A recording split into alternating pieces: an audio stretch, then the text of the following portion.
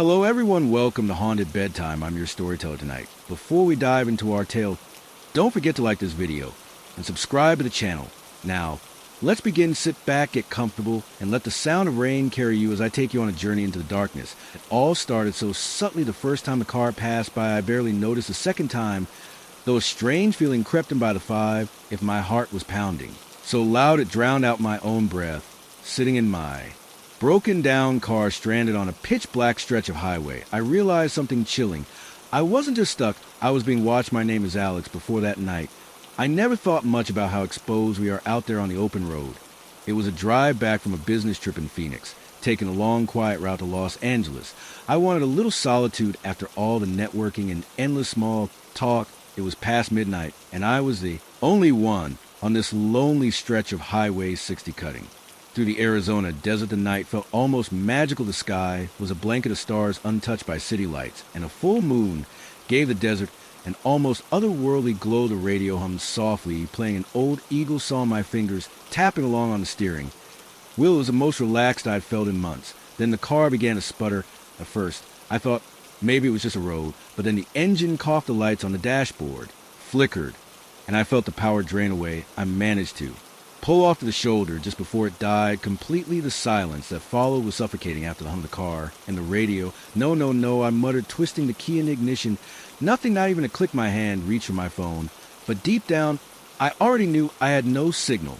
I sat there for a moment trying to decide what to do. I had some water, a few snacks, but no flashlight, no flares. There was a town about 30 m ahead, but the thought of walking through this darkness, it felt wrong. My best hope was for another car to come by. And then I saw it, headlights far back in my rearview mirror. Relief washed over me. I quickly turned on my hazard lights and stepped out, waving my arms to catch their attention. But the car didn't slow. It sped right past, kicking up a cloud of dust in its wake. I caught a glimpse of a dark siding before it vanished into the night. Thanks for nothing, I muttered, frustrated. I climbed back into my car, trying the engine once more, though I knew it wouldn't work. Nothing, leaning back in my seat, wondering what to do next, I caught sight of something in the rearview mirror, another set of headlights. I thought it was another car, but as it got closer, I realized with jolt it was the same dark siding that had passed me before it was coming back. My heart leaped. Maybe they'd realized I was in trouble and had turned around to help. But once again the car sped past without stopping this time, though I could have sworn it slowed down just a little as it passed me on. It began creeping over me twice. Could be a coincidence, but something about it felt wrong. I quickly locked my doors, suddenly aware of how exposed I was out there. The desert, which had seemed beautiful earlier, now felt vast and menacing. Every shadow seemed to hide something or someone. 10 minutes passed, then 15. I was starting to think I'd overreacted when I saw the headlights again, the same car coming back for a third pass. This time it definitely slowed down as it neared. I could even make out the silhouette of a loon driver, but just as I tried to get a good look, the Sven sped up again, disappearing into the night. My palms were slick with sweat, my heart racing. This wasn't normal. People don't just drive back and forth on an empty highway in the middle of the night unless they're looking for something or someone. I checked my phone again, still no signal. I thought about trying to FLOY down the next car, but the idea of stepping outside seemed terrifying. Now, what if it was the sand again? What if this time it stopped? Time seemed to slow to a crawl. Every creak from the cooling engine, every whisper of wind across the desert made me jump. My eyes were glued to the mirror, dreading the sight of those headlights. And then they appeared again, the side and approached for the fourth time, this time crawling. As it passed, I shrank down in my seat, trying to make myself invisible to the glare of the headlights. I saw the driver turning to look at me. In that moment, I knew this was no coincidence. Whoever they were, they had singled me out. They were toying with me like a cat play with a mouse. Before the kill the moment the car passed, I knew I had to leave. Sitting there waiting for whatever was going to happen wasn't an option. I grabbed my phone and a bottle of water, took a deep breath, and opened the car door. The desert air was cool against my skin, the silence suffocating. I started walking along the shoulder, eyes darting from the road ahead to the stretch behind me. I made it maybe half a mile before I saw the headlights again. My stomach dropped. It was coming back faster this time. Panic set, and I scanned the area for someone to hide. But the desert was flat and empty. There was nowhere to go. The car was closing in. In a desperate move, I threw myself into a shallow ditch on the side of the road, pressing my body as close to the ground as I could. I held my breath as the siding approached, praying it would pass by, but it didn't. I heard the crunch of tires on gravel as it pulled over. right next to where I was hiding the engine, idle for a moment, then cut off a car door, open, footsteps crunch closer. I squeezed my eyes, shut my whole body, trembling. This was at whatever sick game this person had been playing was about to end. Hey, are you okay down there? The voice was female, concerned, not at all what I was expecting. I opened my eyes to see a middle-aged woman peering down at me, a flashlight in her hand, and I stammered. Too shocked to perform a cohering sentence, I saw. Your car back there, she said. Offer me a hand, I'm a highway patrol. We got a call about a broken-down vehicle. But it took me a while to find you where you heard as she helped me up. I saw her car properly for the first time. It wasn't a Darkson at all, but a highway patrol SUV in my panic. I'd mistaken the light bar on top for an ordinary car roof. But you kept driving past. I said, still trying to process what was happening. She nodded. I was searching for you. Your car was empty, so I knew you must have started walking. I did a few passes to try to spot you on the road. The relief that washed over me was so intense it made my knees weak. I found myself laughing, the sound bordering on hysterical. The officer, Sarah, according to her name tag, was incredibly kind. She drove me back to my car, called a tug truck, and waited with me until it arrived as we sat in her warm war SUV. She explained that this stretch of highway was notorious for breaking down cell signals. She'd seen plenty of panicked drivers. Over the years, the desert at night can play tricks on your mind. She said, gently, isolation, darkness, unfamiliar surroundings. It's a perfect recipe for fear. As I watched my car being loaded onto the tow truck, I felt a mix of embarrassment and lingering unease. I knew Saul was right. I'd let my imagination run, while turning an act of kindness into a nightmare scenario. But I couldn't shake the memory of that fear, the absolute certainty that I was in danger. It's been months since that night, and I still think about it often. Driven that stretch of highway several times since then, always in daylight, always with a full tank of gas and a charged phone. And each time I say a silent thank you to Sarah, the highway patrol officer, who unknowingly saved me from my own fears. But sometimes on dark nights when I'm driving alone, I still check my rearview mirror a little more often than necessary. Because the truth is, you never know what's out there on those long, lonely roads, and sometimes the greatest danger isn't what's lurking in the shadows. It's the shadows our own minds create. The shovel struck something hard, sending a jolt at my arm. I paused, wiping sweat from my brow with a muddy hand. We'd been digging for hours, and the well was supposed to be nothing but dirt for at least another 10 foot. I called down to my son, Jake, who was working beside me in the hole. He grabbed a flashlight, will you? I think we hit something. Little did I know that metallic clang would be the sound that changed everything I'd inherited. This farm from my uncle 6 months ago. It was a fixer-upper, to put it mildly, but it was a chance for a fresh start after the divorce, Jake and I had thrown ourselves into the work fixing fences, repairing the barn, and now digging a new well the old one had run dry years ago. And we needed water if we were going to make a go of this place. Jake showing the flashlight where my shovel had struck the beam, reflected off something smooth and metallic, a stark contrast to the dark earth surrounding it. What is the dead? Jake asked, his voice a mix of curiosity and apprehension. I shrugged, already scraping away more dirt with my hands. I don't know, bud. Let's find out. As we dug, the object began to take shape. It was a metal container about the size of a small suitcase. It looked old, the once shiny surface now pitted and corroded. My mind raced with possibilities. A time capsule, buried treasure, or just some farmer's junk tossed in a hole and forgot it took. Another hour of careful digging to free the container from the earth. By the time we had out of the well, the sun was setting, casting long shadows across the field. We carried our find back to the barn, both of us silent, lost in our own thoughts about what might be inside. Under the harsh glare of the barn's floodlights, I examined the container more closely. It was sealed tight with no obvious way to open. A faded inscription. It was barely visible on one side, but years of corrosion had made it eligible. Should we open it? Jake asked practically. Bouncing with excitement, I hesitated. Part of me wanted to call the police, or maybe a lawyer. What if this was evidence of something? But curiosity won out. All right, I said, reaching for a crowbar. Stand back. It took some effort, but finally that the lid creaked open. The smell hit us first, musty and damp like an old cellar.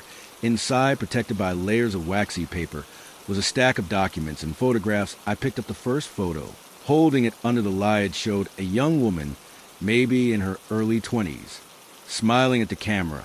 The picture was old, probably from the 1960s, judging by her hairstyle and clothes. I turned it over. On the back in faded ink was written Sarah Milligan, 1964. Jake peered over my shoulder. Who's that, Dad? I shook my head. I don't know. But as I said, a nagging feeling started in the pit of my stomach. The name Milligan sounded familiar. but I couldn't place why we spent the next hour going through. The contents of the box, there were more photos, all of the same young woman, Sarah. At various locations around what looked like this very farm, there were also letters, newspaper clippings, and a small leather-bound journal. As I flipped to the journal, a yellowed newspaper clipping fell at the headline made my blood run cold. Local woman still missing after 3 months. I read the article. Quickly my heart pounding. Sarah Milligan had disappeared from her family's farm in the summer of 1964. Despite an extensive search, no trace of her was ever found. The article mentioned that Sarah's father, the owner of the farm, was a primary suspect, but was never charged due to lack of evidence. Dad, Jake's voice snapped me back to the present. What's wrong? I looked at my son, tried to keep my voice steady. Jake, I think we just found evidence in a very old missing persons case. His eyes whitened, really like a real mystery. I nodded, my mind racing. You, but real mystery. I started gathering up the documents, careful not to disturb him more than necessary. We need to call the police. The next few hours were a blur. Deputies came out to the farm, followed by detectives and a crime scene unit. Our quiet little farmhouse became the center of a whirlwind of activity. Jake and I were questioned separately, telling and retelling how we found a box. It was past midnight when things finally calmed down. The box and its contents have been taken away as evidence, and we've been told not to discuss the case with anyone, as if we knew anyone to discuss it when we were still new in town, barely knew our neighbors. I tucked Joaquin to bed, his head full of excitement about our discovery. Let sleep eluded me. I sat at the kitchen table, a cold cup of coffee in front of me, staring out at the darkened fields. What happened to Sarah Milligan, and why did her name sound so familiar? The next morning, I drove into town, determined to do some digging of my own.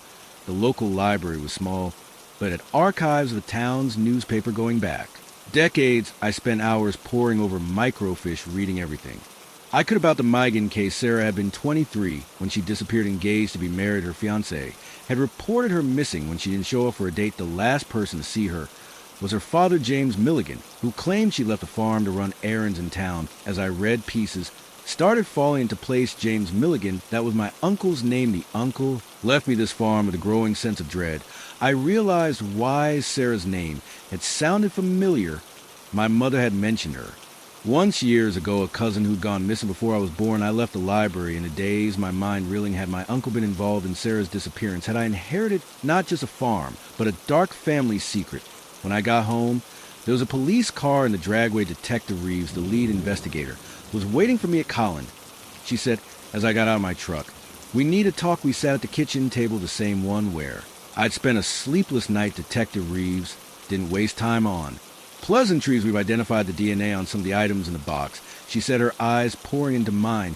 It matches Sarah Milligan. We're treating this as a homicide investigation. Now, I nodded, not trusting myself to speak with Collins. I have to ask, did you know anything about this before you found that box? I shook my head vehemently. No, absolutely not. I inherited this farm from my uncle 6 months ago. I never even met him. She raised an eyebrow. Your uncle? I took a deep breath. James Milligan, Sarah's father. Detective Reeves leaned back, surprised. You're related to the Milligans. I explained what I'd learned at the library about the connection I'd only just discovered. As I talked, I could see the wheels turning in the detective's mind. Mr. Collins, I'm going to be straight with you. She said, when I finish this complicates things. We're going to need to do a thorough search of property, and I'm afraid you and your son might need to find somewhere else to stay. For a while, I nodded, feeling numb of course, whatever you need the next few weeks were a nightmare. The farm became a crime scene with police and forensic teams seeing every inch of the property. Jake and I moved into a motel in town, watching from afar as our new home was torn apart in search of evidence. The story hit the local news, then went national. Suddenly, our quiet little town was overrun with reporters and true crime enthusiasts. Everyone wanted to know about the mysterious box, about Sarah Milligan, about the farmer who inherited a decades-old secret. I tried to shield Jake from the worst of it, but it was impossible to hide everything. He was old enough to understand the basics of what was happening, and his initial excitement about solving a mystery had given way to a more somber understanding of the reality we were facing. It was Jake who asked the question I've been avoiding. Dad, do you think Uncle James did it? Do you think he killed Sarah? I pulled him close, wishing I had a better answer. I don't know, buddy. I really don't know. As the investigation dragged on, more details emerged. Old case files were reopened. Witnesses read the picture that emerged was a sad one. Sarah had wanted to leave the farm to start life with her fans. James Milligan had opposed a marriage, wanting Sarah to stay and help run the family business. But there was no smoking gun, no confession, just a lot of circumstantial evidence, and a family tore apart by secrets and suspicion. Finally, after nearly 2 months, we were allowed to return to the farm. The police had found no other evidence, and while the investigation remained open, they had no reason to keep us from our home. The farm felt different now. Every creak floorboard, every rustle in the fields seemed to whisper long-buried secrets. I found myself avoiding the spot where we found the box, as if Sarah's ghost might be lingering there. As we settled back into our routines, I couldn't shake the feeling that we were living the shadow of a tragedy. The farm that was supposed to be our fresh start now felt tainted, haunted by the echoes of the past. But we stayed partly because we had nowhere else to go, but also because it felt like we owed it to Saw to uncover the truth, to bring her story to light after so many years of silence. I don't know if we'll ever know exactly what happened to Sarah Milligan, but I do know that her story and the secrets of this farm are now a part of our lives, and somehow we'll find a way to live with that, to honor her memory while building our own future on this land. Every time I pick up a shovel now, I can't help but wonder what other secrets might be buried beneath our feet. And are some things better left undiscovered? The first time I saw the blue sin, I thought nothing of it. By the third time, my palms were sweating on the steering wheel. By the fifth, I was fighting the urge to scream. What had started as a car-free road trip with my girlfriend had turned into a nightmare, with every mile bringing us closer to a confrontation I knew we couldn't avoid. As I checked the rear-view mirror for the H100 time, seeing those now familiar headlights, I realized with chilling certainty that our past had caught up with us, and was driving a blue Satan. My name's Alex, and until 3 days ago, I thought I knew what feels I've been scared before. Who hasn't? But true terror, the kind that seeps into your bones and turns your world upside down. That was new, and it all started with a car that just wouldn't go away, Mia. And I had been planning this cross-country road trip for months. Both of us were burned out from our jobs in New York, and we needed to break the plan with simple drive from New York to California, taking our time, seeing the sights, and reconnecting with each other away from the stress of the city. The first 2 days were perfect. We sang along to cheesy pop songs, ate too much junk food at roadside diners, and marveled at how big and beautiful the country really was. We were somewhere in the middle of Ohio when I first noticed the blue sedan. It was just a glimpse in my rearview mirror, a nondescript car, maybe a Toyota or Honda. A few cars behind us on the highway. I didn't think anything of it at the time. Why would I? It was just another car on a busy highway. But then we stopped for gas about an hour later, and I saw it pull into a pump across from us again. I didn't really register at lots of people need gas. Right, it wasn't until we stopped for lunch at a diner in the middle of nowhere, Indiana, that the first inkling of unease crept in. As we were leaving, I saw that same blue car pull into the parking lot. The windows were tinted, so I couldn't see the driver, but something about it made the hair on the back of my neck stand up. I mentioned it to Mia as we got back on the road. Hey, does that blue car look familiar to you? She glanced back, then shrugged. Maybe it's a pretty common car, though probably just a coincidence. I tried to believe her, but I couldn't shake the feeling that something was off. I started paying more attention, watching for the car in my mirrors, and sure enough, it was always there. A few cars back, never getting too close, but never falling too far behind. By the time we crossed into Illinois, I was certain we were being followed. The blue Sidon F was always there at every rest stop, every gas station. Every time we pulled over to stretch our legs or tack in a few, Maya could see how tense I was getting. Alex, you're being paranoid, she said, but I could hear the note of uncertainty in her voice. Why would anyone be following us? I didn't have an answer for her. We were just a normal couple on a road trip who would want to follow us, but I couldn't deny what I was seeing. As we approached Chicago, I made a decision to lose them. I told Mia, taking a sudden exit off the highway. Alex, what are you doing? Mia asked, gripping the dashboard as I made a sharp turn onto a side road. Trust me, I said, my eyes flicking constantly to the rear view mirror. If they're really following us, we'll know for sure. Now I drove us through a maze of suburban streets, making random turns, doubling back on ourselves. For a while, I thought we'd lost them, but then as we merged back onto a main road, I saw it, the blue sitting still behind us. Oh my God, Mia whispered, you were right. Fear gave way to determination. I pressed down on the accelerator, weaving through traffic, taking random exits and back roads. But no matter what I did, the blue Sidon stayed with us, always just within sight. As night fell, we found ourselves on a lonely two-lane highway somewhere in western Illinois. We hadn't seen another car for miles, just us and the blue sedan, its headlights burning in our rear-view mirror. And we need to confront them. I said, my knuckles white on the steering wheel. This has gone on long enough. Maya looked at me, her face pale in the dashboard lights. Are you sure that's safe? I wasn't sure of anything anymore, But I knew we couldn't keep running. We don't have a choice. We're almost out of gas, and we can't keep driving. Forever I saw a turn up ahead at a dirt road leading into a field without signaling. I made a sharp turn, kicking up dust. As we bumped down the uneven track, the blue sedan followed about a slash for a mile. And I stopped the car and cut the engine. The blue sedan pulled up behind us, its headlights illuminating our car. In stark relief, staying in the car, I told me my heart pounding so hard I could barely hear my own voice lock the doors of anything. Happens drive away as fast as you can before she could protest. I was out of the car, squinting into the glare of the headlights. Who are you? I shouted, why are you following us? For a long moment. Nothing happened. Then slowly the driver's door of the blue siding opened. A figure stepped out, backlit by the headlights. So I couldn't make out any features. Alex, a familiar voice called out, and I felt my world tilt sideways.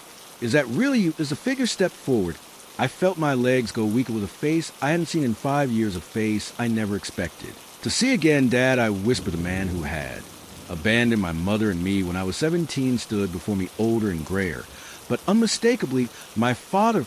What are you doing here? I asked, my voice shaking with a mix of emotions I couldn't even begin to untangle. Why have you been following us? He took another step forward, his hands raised as if to show he meant no harm.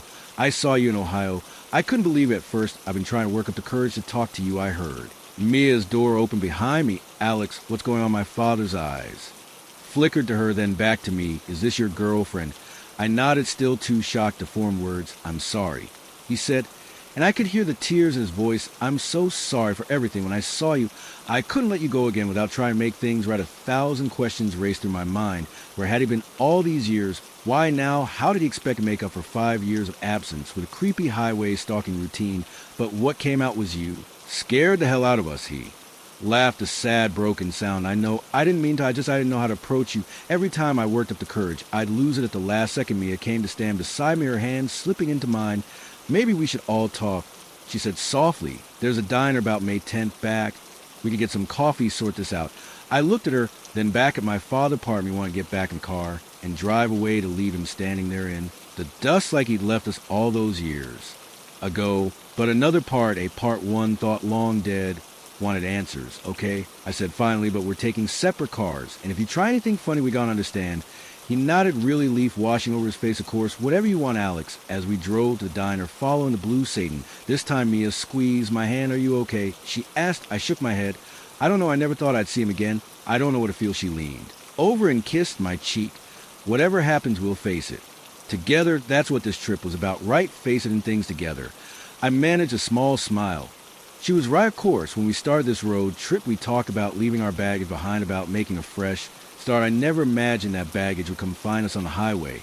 As we pulled into the diner parking lot, I took a deep breath. I didn't know what would happen next, what explanations or excuses my father might offer. I didn't know if I could forgive him or if I even wanted to try, but I did know one thing. This road trip had taken an unexpected turn, leading us not just across the country, but into the tangled web of my past. And whatever came next, Leah, was right. We'd face it together. I stepped out of the car, ready to confront the man who had followed us across 3 states, the man who had once been my father, ready to hear his story. And maybe, just maybe, to start writing a new chapter in our own. As we walked into the diner, the smell of coffee and the hum of late night conversations washing over us, I realized that sometimes the most important journeys aren't about the destinations we plan, but the unexpected detours that force us to face the things we've been running from all along. The last time I saw A. Thompson, she was laughing as an image seared into my memory, her head thrown back, long dark hair, catching the golden light of the sunset, the sound of her joy, carried away by the sea gree. I didn't know then that it would be the last time I'd ever see her, that in less than 12 hours she would vanish without a trace, leaving behind nothing but questions and a growing sense of dread that threatened to swallow us all. I'm getting ahead of myself. Let me start at the beginning. My name is Michael Chin, and I was security officer aboard the Emerald Princess, a luxury cruise ship making its way through the Caribbean. It was my 3rd year on the job, and I thought I'd seen all drunken brawls, petty theft, occasional medical emergency, nothing I couldn't handle. But Eliza's disappearance, that was something else entirely. It started like any other day at sea. I began, and my shift at 6 a.m., making my rounds through the ship's corridors and public areas. Everything was quiet, most passengers still asleep in their cabins. As I passed by the ship's grand atrium, I nodded to Elisa, who was just finishing up her night shift at the reception desk. Morning, Michael, she said, stifling a yawn. Anything? Exciting plan for today, I shrugged. Just the usual you should. Get some rest, you look beachy, laugh, gather, endure things. Oh, I will. But first I'm going to watch the sunrise from my favorite spot on the upper deck. Want to join me? I hesitated. I was on duty. But it was a quiet morning, sure, why not? I could use some fresh air. We made our way to a secluded spot on deck 16, leaning against a railing. As the skies slowly lightened, Elisa closed her eyes, breathing in the salty air. I love this, she said. Softly, no matter how many cruises. I work, this never gets old. I had watched her out of the corner of my eye, struck by how peaceful she looked. We become friends over the past few months, sharing meals in the crew mess and swapping stories during our off hours. But in that moment, I realized there was still so much I didn't know about her. How long have you been working on cruise ships? I asked. She opened her eyes, a wistful smile playing on her lips. 5 years now. It was supposed to be just a gaper thing after college. But I fell in love with it to travel. The people, the sense of adventure. I nodded, understanding completely. It was why I'd stayed with this job, too, despite the long hours and time away from home. We chatted for a while longer as the sun crept above the horizon, painting the sky in brilliant oranges and pinks. Finally, Eliza yawned again. I should really get some sleep. She said, thanks for the company. We'll see you later. I nodded, watching. As she walked away, it was the last time I would see her. Alive, the rest of my shift passed uneventfully. It wasn't until that evening during the nightly staff meeting that I realized something was wrong. Eliza, wasn't there, has anyone seen Thompson? Our supervisor, Rita, asked, frowning at her clipboard. She was supposed to start her shift an hour ago. Murmurs of confusion right through the room. It wasn't like Elisa to be late, left alone, miss a shift entirely. I saw her this morning. I offered. She was heading to her cabin to sleep after night. Shift Rita's frown deepened. Can you go check on her make? Sure, she's all right. I nodded, an uneasy feeling settling in my stomach. As I made my way to the crew quarters, I knocked on Elisa's door. Calling her name, no response. I used my master key to enter half, expecting to find her sound asleep. The cabin was empty. The bed was made looking like it had been slept in. Eliza's uniform for the evening shift was laid out neatly on a chair. Phone was on a nightstand, its screen dark. I radioed. Reads, she's not here. The cabin looks untouched since this morning. There was a long pause before Rita responded. Initiate search protocol. Now the next few hours were a blur of activity.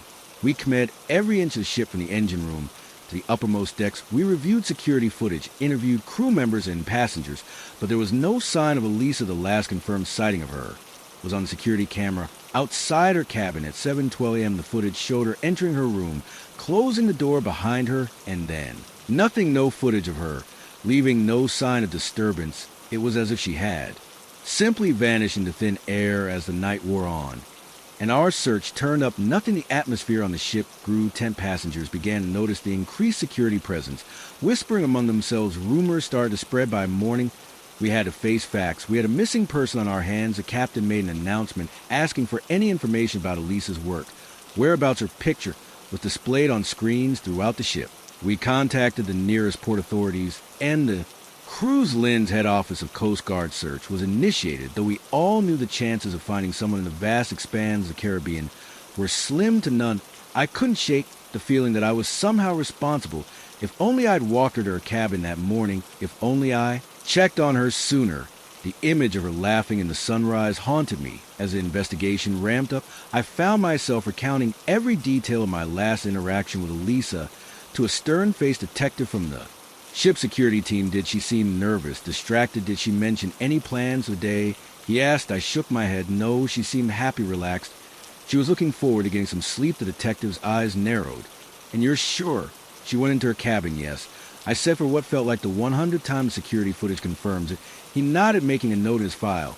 And there's no way she could have left without being seen on camera. I hesitated. It shouldn't be possible. The corridor outside the crew cabins is monitored 247, but as I said, a chill ran down my spine, because if it wasn't possible, then how had it happened days past? And the mystery only deepened. Elisa's cabin was thoroughly searched, revealing nothing out of the ordinary. Her passport, wallet, and all personal belongings were accounted for. There were no signs of a struggle, no evidence of foul play. Theories abounded among the crew and passengers. Alike, some believed she had somehow fallen overboard, though how she could have done so without anyone noticing was unclear. Others whispered about suicide, but those who knew Liza dismissed this outright. She had been happy, with no signs of depression or distress. The most disturbing theory, the one that kept me awake at night, was that someone on the ship was responsible for her disappearance. The thought that one of our passengers or crew members could be a killer walking among us was almost too horrifying to contemplate. As the days turned into weeks, the investigation hit dead end after dead, and the ship completed its scheduled cruise and returned to port where more intensive forensic work could be done. But even with the full resources of law enforcement brought to bear, no new leads emerged. Elisa's family flew, in their faces drawn with worry and grief. I watched from a distance as they were briefed by the investigators, saw the mother collapse into sobs as the reality of the situation sunk, and I wanted to approach them to offer some words of comfort. But what could I possibly say? In the end, the Emerald Princess set sail again with a new crew member taking the lead's place at the reception desk. Life on board returned to normal, or a semblance of it. But for those of us who had known her, who had searched for her, who had been left behind with nothing but questions, things would never be the same. I stayed on with the cruise line, unable to leave, while Lisa's fate remained unknown. Each new port brought a flicker of hope that some clue would surface, that someone somewhere might have seen something. But as months passed with no new information, that hope began to fade. Sometimes in quiet hours of night, I find myself on deck 16 staring out at the endless expanse of sea. I think about Elisa, about her laugh, about the way she loved watching the sunrise. I wonder where she is, if she's still out there somewhere. And I can't help but feel that the ocean knows the truth, holding its secrets in its unfathomable depths. The disappearance of Eliza Thompson remains an unsolved mystery, a ghost story whispered among cruise ship crews. For me, it's a constant reminder of how fragile our sense of security can be, how easily a life can vanish without a trace. And every time I see a passenger enter their cabin, every time I watch a security camera feed, I can't help but wonder, could it happen again in this floating city of steel and glass, surrounded by the vast and different sea? Are any of us truly safe? The Emerald Princess sails on, carrying its cargo of vacationers and secrets, and somewhere out there, perhaps Elisa is still laughing, her voice carried away by the endless ocean. The first slash in the tent canvas was so perfect, so surgical, it almost looked deliberate. I traced my finger along the edge, feeling the frayed nylon threads. Whatever had done this wasn't just sharp, it was wickedly so. And as the fading daylight filtered through that precise cut, casting long shadows across the abandoned campsite, I couldn't shake the feeling that we'd stumbled into something far more sinister than a bear attack. My name's Alex, and I've been hiking the Appalachian Trail with my best friend Jim for the past month. We're experienced backpackers used to the challenges of long-distance tracking, but nothing in our years of outdoor adventures could have prepared us for what we found in that secluded clearing deep in the heart of the Georgia wilderness. The day had started like any other on the trail. We broke in camp at dawn, hoping to cover a good 15 miles before nightfall. The weather was perfect, cool and crisp, with just enough breeze to keep the bugs at bay. We made good time, pausing only for a quick lunch and an occasional water break. It was late afternoon when Jamie spotted the first sign that something was off. "Hey, Alex," he called, pointing to a tree just off the trail. "Check this out." I walked over, squinting at the trunk there, carved deep into bark was a crude symbol, a circle with a jagged line through it. The cuts looked fresh. The exposed was still oozing sap. "Weird," I muttered. "Never seen a trail marker like that before." Jamie shrugged. "Probably just some kid messing around." We pressed on, but I couldn't shake a growing sense of unease. The forest seemed quieter than usual. The usual chorus of bird song and insect was oddly muted, and I could have sworn I caught glimpses of movement in my peripheral vision, always just out of sight. When I turned to look as the sun began to dip towards the horizon, we started looking for a suitable campsite. That's when we saw the clearing. It was perfect, a small level area nestled between two rocky outcroppings with a babbling stream nearby.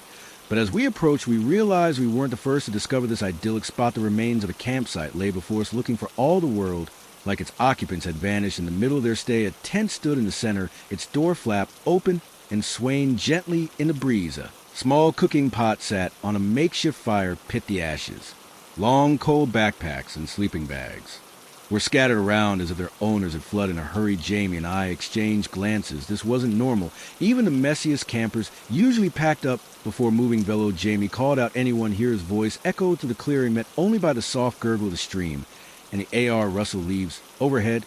We approached cautiously. That's when I noticed the first slide of sash in the tent, and then another and another. The entire structure was riddled with them, each cut precise and deliberate. What the hell? I breathed, peering inside the ruined shelter. The interior was a mess. Sleeping bags were shredded clothes. SDWN about a flashlight lay on its side, its beam creating eerie shadows as it illuminated a small notebook I picked it up, flipping it open to the last entry. The handwriting was shaky, almost frantic. Day 3, it's still out there. We can hear it moving around the camp at night. The others think I'm crazy. But I know what I saw. It's not a bear. It's not anything natural. God, help us if it gets. And I showed the notebook to Jamie, watching as the color drained from his face. We should go, he said, his voice barely above a whisper now.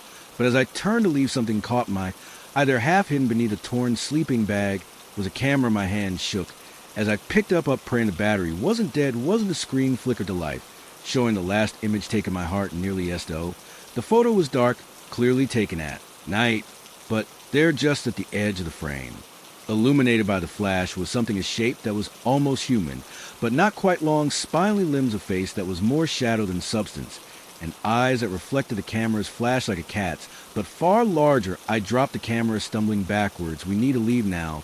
But as I turned, I realized with horror that the sun had nearly set. The forest around us was deepening into twilight shadows, lengthening and merging into an impenetrable gloom. Jimmy was already gathering his pack. We can make it back to the trail if we heard it, he said, his voice tense. We'll hike through the night if we have to, I nodded, snatching up my own backpack.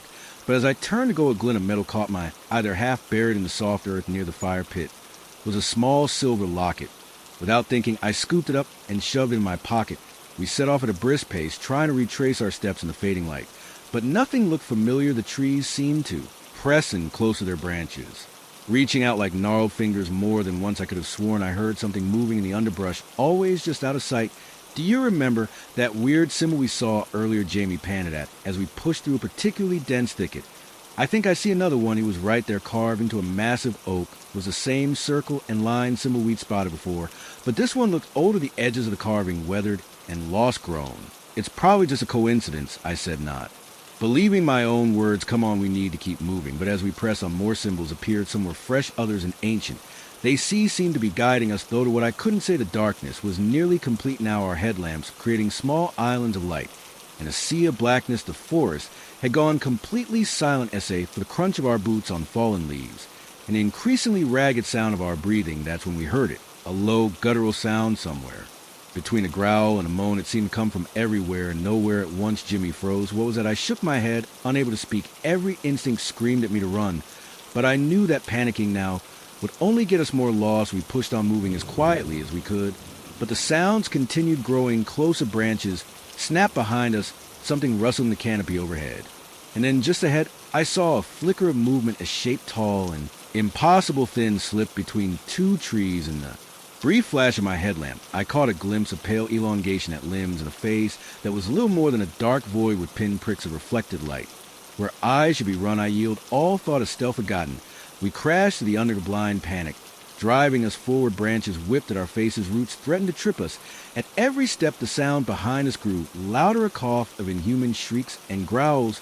I don't know how long we ran it. Could have been minutes or hours, but suddenly, miraculously, we burst out onto a wide gravel road. A park ranger station stood just ahead, its windows glowing with welcoming light. We staggered towards it, gasping for breath. As we reached the door, I chanced to look back at the forest.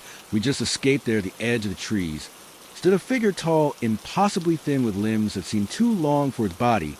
It raised a hand, more claw than human appendage, and for a moment I thought would pursue us into the light, but then it turned, melting back into the shadows of the forest. In seconds, it was gone, leaving no trace of its presence. The rangers were skeptical of our stories. Of course, they attributed our experience to exhaustion, dehydration, and an overactive imagination. But they did send out a search party to investigate the abandoned campsite.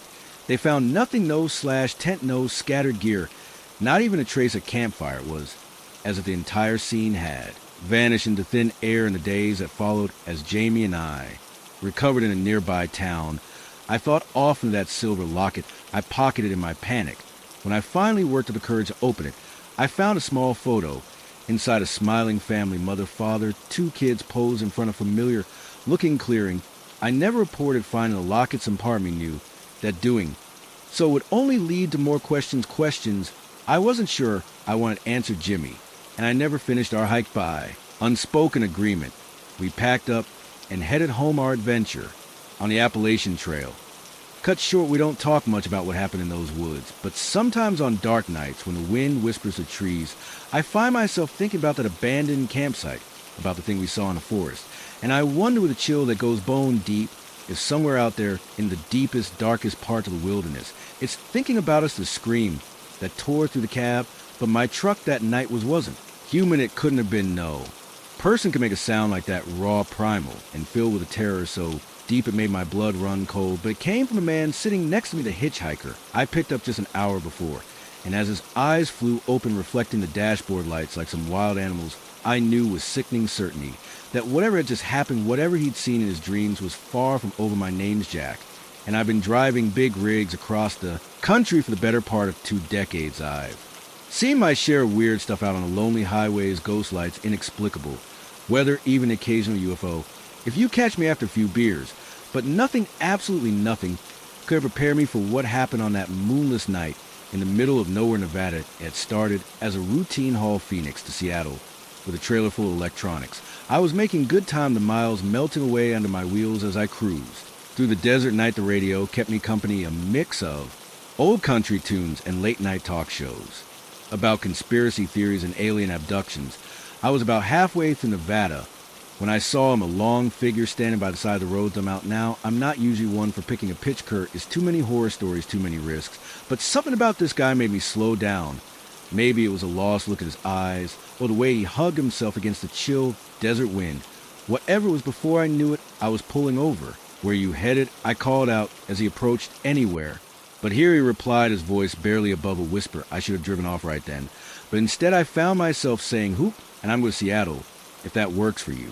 He climbed into the passenger seat, bringing with him the smell of dust. And something I couldn't quite place up close. He looked young, maybe mid-20s, with shaggy brown hair and eyes that seemed to dart nervously around the cab on Jack.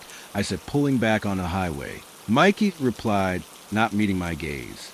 Thanks for the ride. We drove in silence for a while, the only sound the rumble of the engine and the whispered tires on asphalt. I tried to make conversation a few times, but Mike's responses were monosyllabic at best. Eventually, I gave up focusing on the road.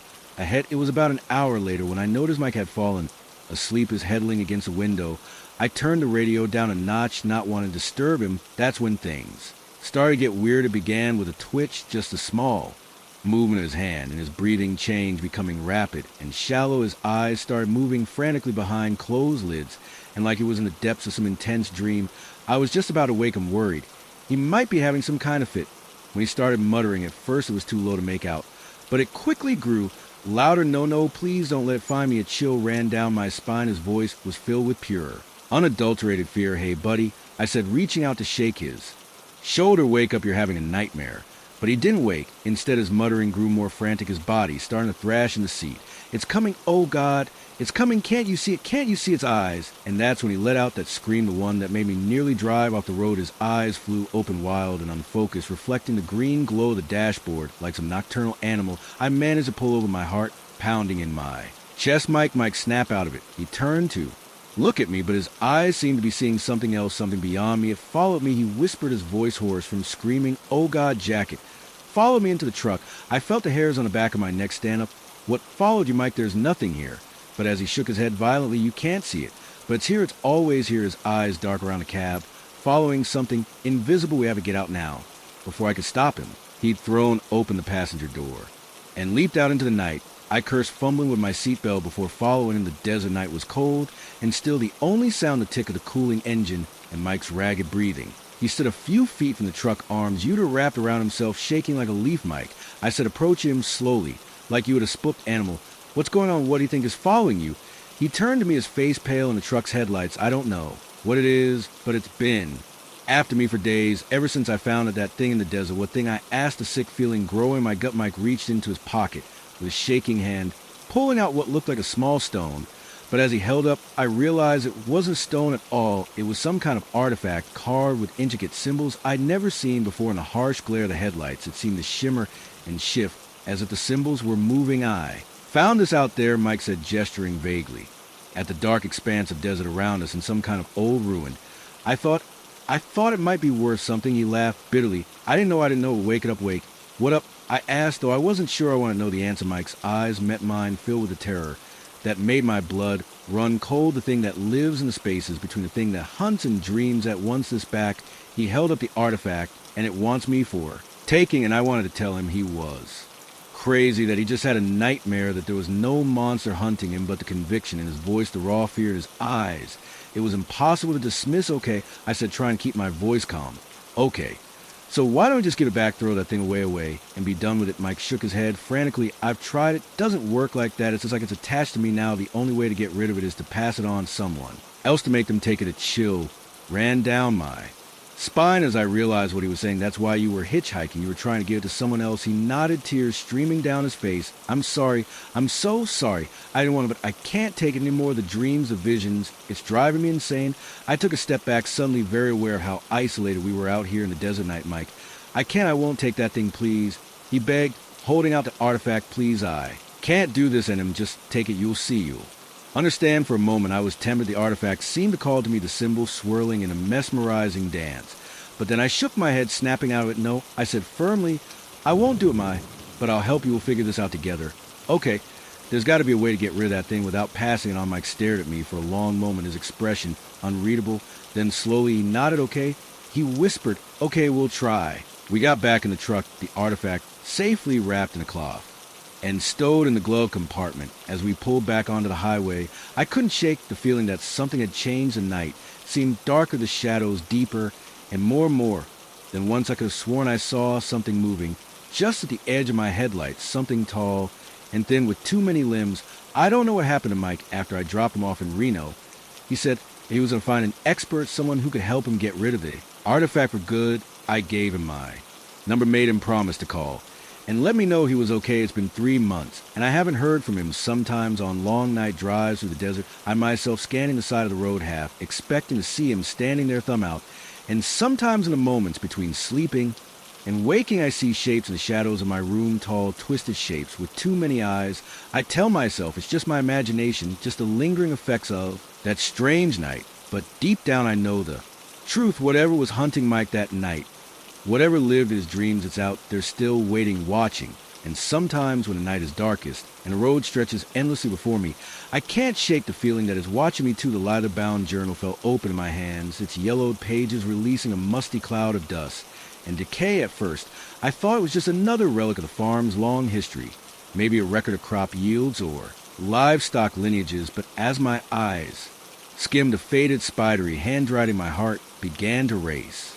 This was no ordinary farm letter. The words human subject and genetic manipulation leaped out at me, and I realized with growing horror that I'd stumbled upon something far darker than I could have imagined. Little did I know this discovery would plunge me into a nightmare that would make me question everything I thought I knew about the quiet rural world around me. My name, Sam.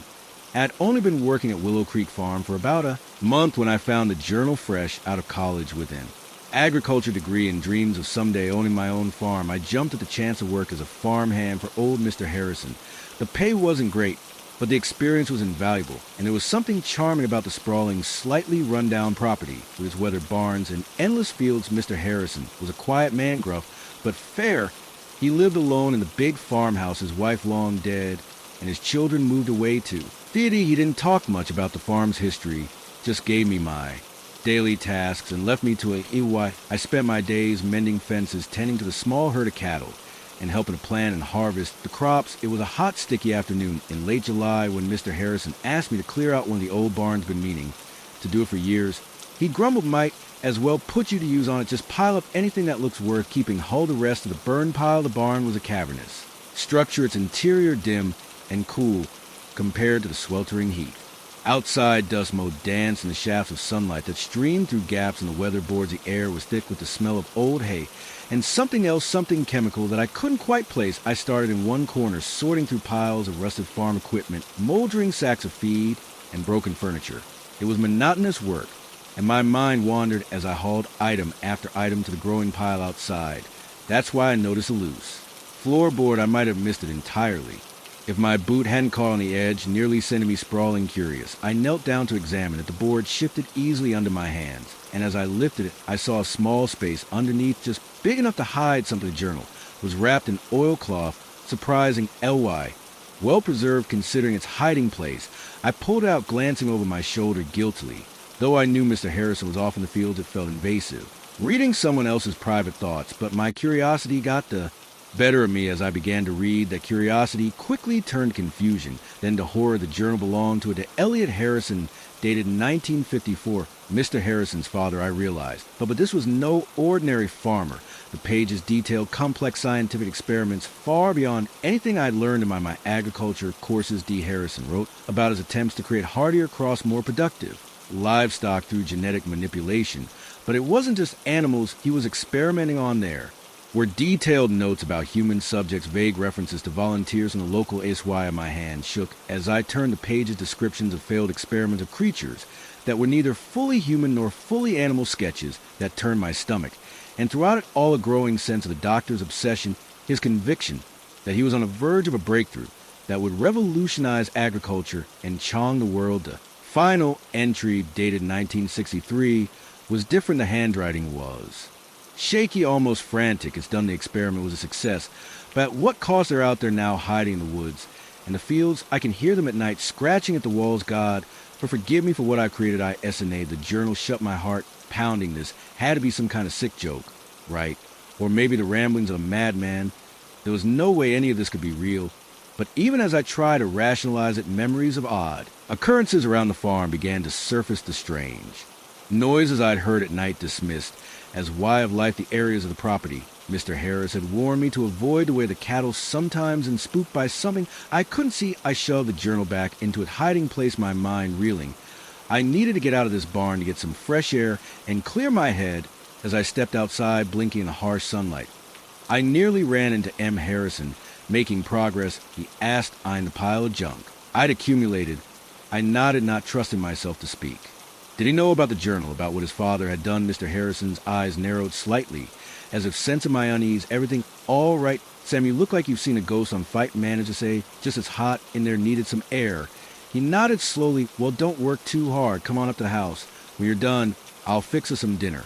I watched him walk away, trying to reconcile the kind of gruff old man I knew with the dark history I just uncovered. Was he continuing his father's work, or was he just as much a victim of it as anyone else? That night, as I lay in bed in the small apartment above the garage that Mike Harrison had given me, I couldn't sleep. Every creak of the old building, every rustle from the fields outside set my nerves on edge. I kept thinking about the journal, about the creatures D. Harrison had written about. Were they still out there after all these years? A sudden noise outside my window made me bolt upright. It was a strange guttural sound, unlike anything I'd ever heard before. Before my heart pounding, I crept to the window and peered out into the darkness. At first, I saw nothing, but then movement caught my eye. Something was moving in the field beyond the barn, something large, and definitely not a cow. Its movements were jerky, unnatural. And then it turned, and I caught a glimpse of its face in the moonlight. I stumbled back from the window, biting back a scream. What I'd seen, it wasn't human, but it wasn't fully animal either. It was something in between. Something that should not exist. I spent the rest of the night huddled in my bed, every muscle tense, listening to the sound of movement outside. When dawn finally broke, I was exhausted, but relieved. Surely in the light of day, everything would make sense again. But as the days passed, strange occurrences began to multiply. Tools would go missing, only to turn up in odd places. The cattle grew increasingly agitated, especially at night, and more than once I caught Mr. Harrison staring off into the woods with a troubled expression. I thought about leaving, about packing up my things and getting as far away from Willow Creek Farm as I could, but something held me back. Curiosity, maybe, or a sense of responsibility. Whatever Dar Harrison had done, whatever he created, was still out there, and maybe, just maybe, there was something I could do about it. I began my own investigations. Carefully at first, I reread the journal, making notes, trying to understand the science behind their Harrisons. Experiments. I explored the far reaches of property areas Miss Harrison had told me to avoid, looking for signs of creatures, and slowly I started to piece together the truth. The experiments hadn't ended with dear Harrison's last journal entry. They continued, passed down from father to son. Mr. Harrison wasn't just aware of what his father had done, he was trying to fix it. It all came to a head one stormy night in late August. I was awakened by the sound of breaking glass and Mr. Harrison's shouts. I raced to the farmhouse. Rain lashing at my face to find the front door is splintered and hanging off its hinges. Inside the scene was chaos, furniture, overturned claw marks scoring the walls, and there in the center of the living room stood Mr. Harrison, facing off against a creature that defied description, part human, part animal. its body a patchwork of mismatched parts, set eyes glowing with an unnatural intelligence. Sam, Mr. Harrison yelled when he saw me, the siren. On the mantel, I saw it, then a large siren filled with a glowing blue liquid. Without thinking, I grabbed it and tossed it to Mr. Harrison in one smooth motion. He caught it and plunged it into the creature's neck. The thing let out a howl that made my blood run cold. It thrashed wildly for a moment, then collapsed to the floor, its body seeming to melt and reform before my eyes in moments. All that was left was an unconscious, very human-looking man. Mere Harrison sank to his knees, his face a mask of exhaustion and relief. It's over, he murmured. It's finally over. In the days that followed, Miss Harrison told me everything. Now his father's experiments had created a handful of hybrid creatures, how they'd hidden in the woods for decades, occasionally venturing out to terrorize the farm, how he'd spent his life trying to find a cure way to reverse what his father had done. The man we captured at night was the last, and with him cured, the long nightmare was finally over, but the weight of it, the dark legacy of Willow Creek Farm, would stay with me forever. I still worked the farm with Mr. Harrison. We never spoke of that night to anyone else who would believe us, but sometimes on quiet nights when the wind whispers through the cornfields, I find myself scanning the tree line, wondering if we truly found them all, and I can't help but think about the thin line between scientific progress and playing God, and how easy it is to cross that line with the best of intentions. The secrets of Willow Creek Farm are buried now as they should be, but the lessons about responsibility, about the unforeseen consequences of our actions, those will stay with me always. And I'll never look at a quiet rural farm quite the same way again. The footprints ended abruptly in the middle of the field, as if their owner had simply vanished in the thin air. I stood there, flashlight in hand, my mind struggling to make sense of what I was seeing. 20 years on the force, and I'd never encountered anything like this. The car was still running, keys in the ignition, the driver's personal belongings untouched. It was as if the driver had stepped out for a moment and just disappeared. Little did I know the seemingly routine call would lead me down a rabbit hole of inexplicable events and unsolved mysteries that will haunt me for years to come. My name's Sarah Jennings, and I've been a state trooper in Nevada for 2 decades. I thought I'd seen it all: high-speed chases, horrific accidents, even the occasional UFO report from some poor soul who'd been out in the desert, heat too long. But nothing could prepare me for what happened that night on a lonely stretch of Highway 50D in the heart of what locals call the loneliest road in America. It started as a typical night shift. I was cruising along the highway, more tumbleweed than traffic, keeping me company, when the call came. A passing motorist had reported an abandoned vehicle on the side of the road, hazard lights blinking. Standard procedure. I check it out, call tow if necessary, and be on my way. As I pulled up behind the vehicle, a late model said, and nothing remarkable about it. I noticed something odd. The engine was still running. I approached cautiously, one hand on my holster out of habit. The driver's side door was slightly ajar, but there was no sign of the driver. I shone my flashlight into the interior. Everything looked normal. A half-empty water bottle in the cup holder, a phone charging on the dashboard, a duffel bag in the back seat. No signs of a struggle, no blood, nothing to indicate foul play. Hello, I called out, sweeping my flashlight across the surrounding area. Anyone there? Highway patrol. Only the whisper of the desert wind answered me. That's when I noticed the footprints, a single set leading away from the driver's side door into the field adjacent to the highway. They were clear and purposeful, not the staggering tracks of someone injured or disoriented. I radioed in my situation and began to follow the prints. The field was mostly bare scrub brush and hard-packed earth, easy to see the trail in the beam of my flashlight. I expected to find the driver relieving themselves behind a bush, or maybe having wandered off in confusion. Instead, I found nothing. The footprints stopped abruptly about 50 yards into the field. One moment they were there clear as day, and the next nothing, just undisturbed earth stretching out into the darkness. I stood there for a long moment, my mind refusing to process what I was seeing. People don't just vanish. There had to be an explanation. I searched the area, thoroughly widening my circle, looking for any sign of disturbance. Nothing, no scuff marks to indicate someone had jumped or been lifted, no signs of a struggle. Just those footprints ending in the middle of nowhere by the time backup arrived. I was sweating despite the cool night air. My colleague Mike took one look at my face and knew something was off. What do we got, Sarah? He asked, his hand instinctively moving to his holster. I explained the situation, showing him the car, the footprints, the impossible ending. He followed me out into the field, his own bewilderment growing with each step. This is weird, he said, finally standing at the end of the trail. Really weird. We called in forensics, had the area cordoned off. The next few hours were a blood of activity, photographing the scene, taking casts of footprints, Searching the vehicle, the driver was identified as one David Chin 37, a software engineer. From San Francisco, his family was contacted, no, they hadn't heard from him. Yes, he was driving to visit them in Denver, no. He had no history of mental illness or erratic behavior, as dawn broke, casting long shadows across the field.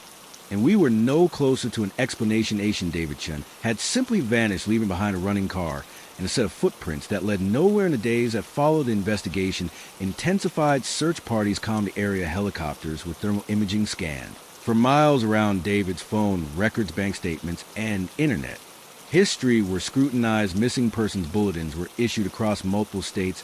Nothing got a single clue as to what happened to David Chin. Theories abounded, each more outlandish than the last. Some suggested he'd been abducted by criminals, by a cult, by aliens. Others proposed he staged his own disappearance. There was talk of secret government experiments, of portals to other dimensions. I tried to stay grounded, to focus on the facts, but the more I dug into the case, the stranger things became. A week after David's disappearance, I received an anonymous tip. The caller, a trembling voice disguised by some kind of modulator, told me to look into something called a highway of tears. At first, I dismissed it as another crackpot lead, but something about the caller's urgency stuck with me that night.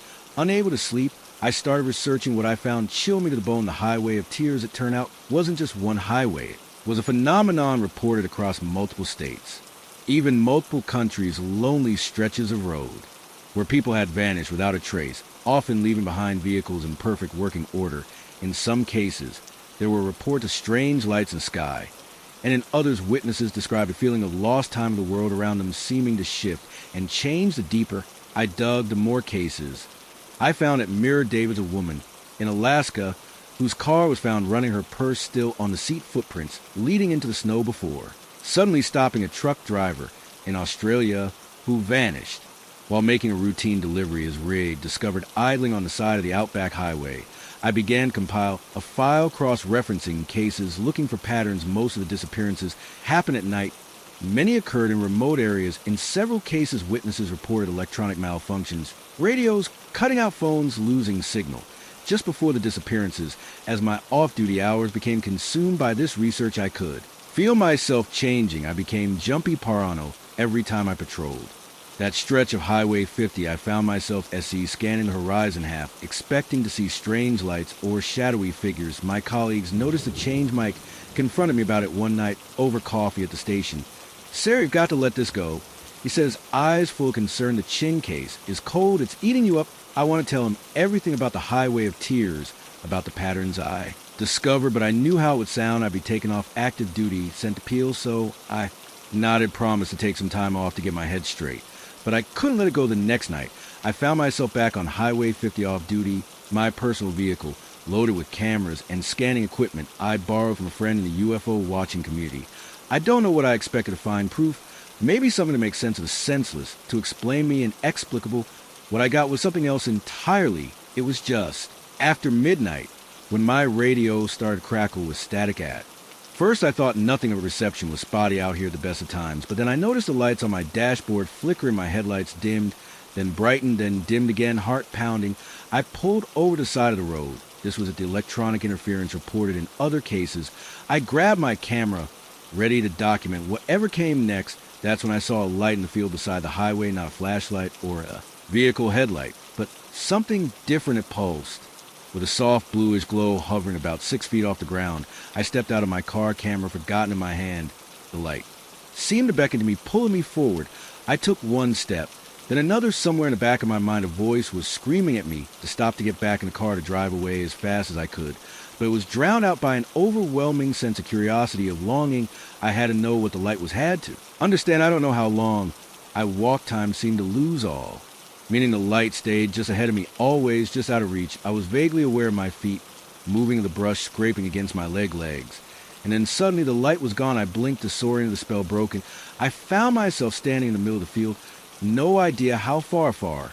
I turned back toward the highway, expecting to see my car's headlights. There was nothing, no car, no highway, just empty desert stretching out in all directions, silvered by the light of a moon. I didn't remember seeing earlier, panic said, and I spun around trying to get my bearings. That's when I saw them, footprints in the dirt, my footprints leading to where I stood, and beyond them, Another set of prints, familiar price, that I'd seen once before ending abruptly in the middle of nowhere.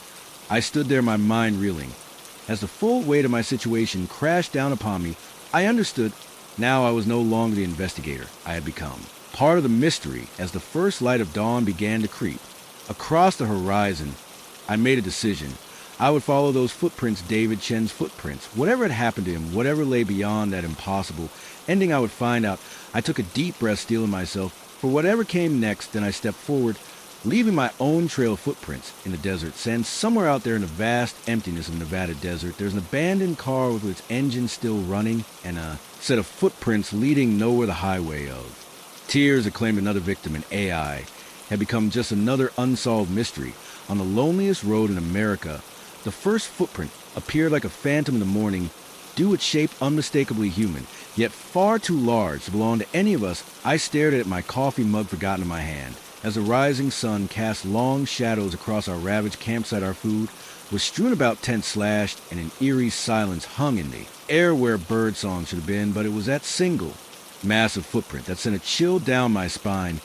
Whatever had visited us in the night was no ordinary animal, and I had a sickening feeling it wasn't done with us. Yet my name is Alex, and this camping trip was supposed to be a chance of my family to reconnect, to escape the constant buzz of technology, and remember what it was like to just be together. My wife Sarah, our 2 kids Leigh and Max, and I had spent months planning this getaway to Blue Pine Campground, a remote site nestled deep in the mountains. We'd arrived late yesterday afternoon, the kids buzzing with excitement as we set up our tents and gathered wood for the fire. As the sun set, we roasted marshmallows and told ghost stories, our laughter echoing through the trees. It felt perfect, like we'd finally found a way to pause the hectic pace of our lives and just breathe. If only I'd known then how quickly our idyllic retreat would turn into a nightmare. The first sign that something was wrong came in the middle of the night. I woke to the sound of rustling outside our tent, far too loud to be a raccoon or any of the small wildlife we've been warned about. Grabbing my flashlight, I unzipped the tent flap and peered out the beam of light, caught a flash of movement at the edge of our campsite. Something large ducked behind a tree too quickly for me to make out its shape. Heart pounding, I z'd the tent back up and lay awake for hours listening to the sounds of something large moving around our camp. When morning came, the full extent of the intrusion became clear. Our cooler hip and you pended its contents scattered across the ground. Claw marks scored the sides of our tents, and there in a patch of bare earth was that enormous footprint. Alex, what's going on? Sarah's voice snapped me out of my daze. She stood in the entrance of our tent, her eyes widening as she took in the scene. I tried to keep my voice calm for her sake. Looks like we had a visitor last night, probably a bear. But even as I said it, I knew it wasn't true. Bears didn't leave footprints like that. As Sarah woke the kids and we began to clean up the mess, I couldn't shake the feeling that we were being watched. The forest around us seemed too quiet, the shadows between the trees too deep. Dad, can we go home now? Lily asked, her voice small and frightened as she clutched her stuffed rabbit. I wanted nothing more than to say yes, to pack up our things and drive back to the safety of civilization. But when I tried to start the car, my blood ran cold. The engine sputtered and died, refusing to turn over no matter how many times I tried. It's okay, I told my family, trying to project a confidence. I didn't feel, probably just a dead battery. I'll hike down to the ranger station and get help. Sarah grabbed my arm, her eyes wide with fear. You can't go out there alone. What if whatever did this is still out there? I hesitated. She was right, of course. But what choice did we have in the end? We decided to stick together. We packed some supplies and started down the trail towards a ranger station. It was only 5 miles, an easy hike under normal circumstances, but with every snapping twig and rustle in the underbrush, our nerves frayed a little more. We were about halfway there when Max spotted at another footprint, this one pressed into a patch of mud beside the trail. It was even larger than the first and fresher its following. As Sarah whispered, pulling the kids close, I wanted to reassure her, to say it was probably just coincidence, but the word stuck in my throat, because deep down I knew she was right. We picked up our pace, the kids whimpering. This branches scratched at their arms and legs. The sun was starting to set, the forest growing darker by the minute, and still the ranger station seemed no closer to us when we heard a low rumbling growl that seemed to come from everywhere and nowhere at once. Ly screamed and Max burst into tears. Run, I yelled, scooping up Eli Lily as Sarah grabbed at Max's hand. We tore down the trail, blind panic driving us forward. Branches whipped at our faces, roots threatened to trip us at every step. And all the while that growl grew louder, closer. I chanced to look back and immediately wished I hadn't. Something was moving through the trees behind us, something massive and dark. I caught a glimpse of glowing eyes and a flash of teeth before I turned back running faster than I ever had in my life. We burst into a small clearing, gasping for breath. And there, like a miracle, was a cabin, not the ranger station we'd been aiming for. But at that moment, it looked like salvation. I didn't stop to question our luck. We raced to the door, praying it would be unlocked. The handle turned under my grip, and we tumbled inside, slamming the door behind us for a long moment. We just stood there, chests heaving, listening to the sounds of something large circling the cabin. Scratching noises came from the walls, and a low, frustrated growl echoed through the night.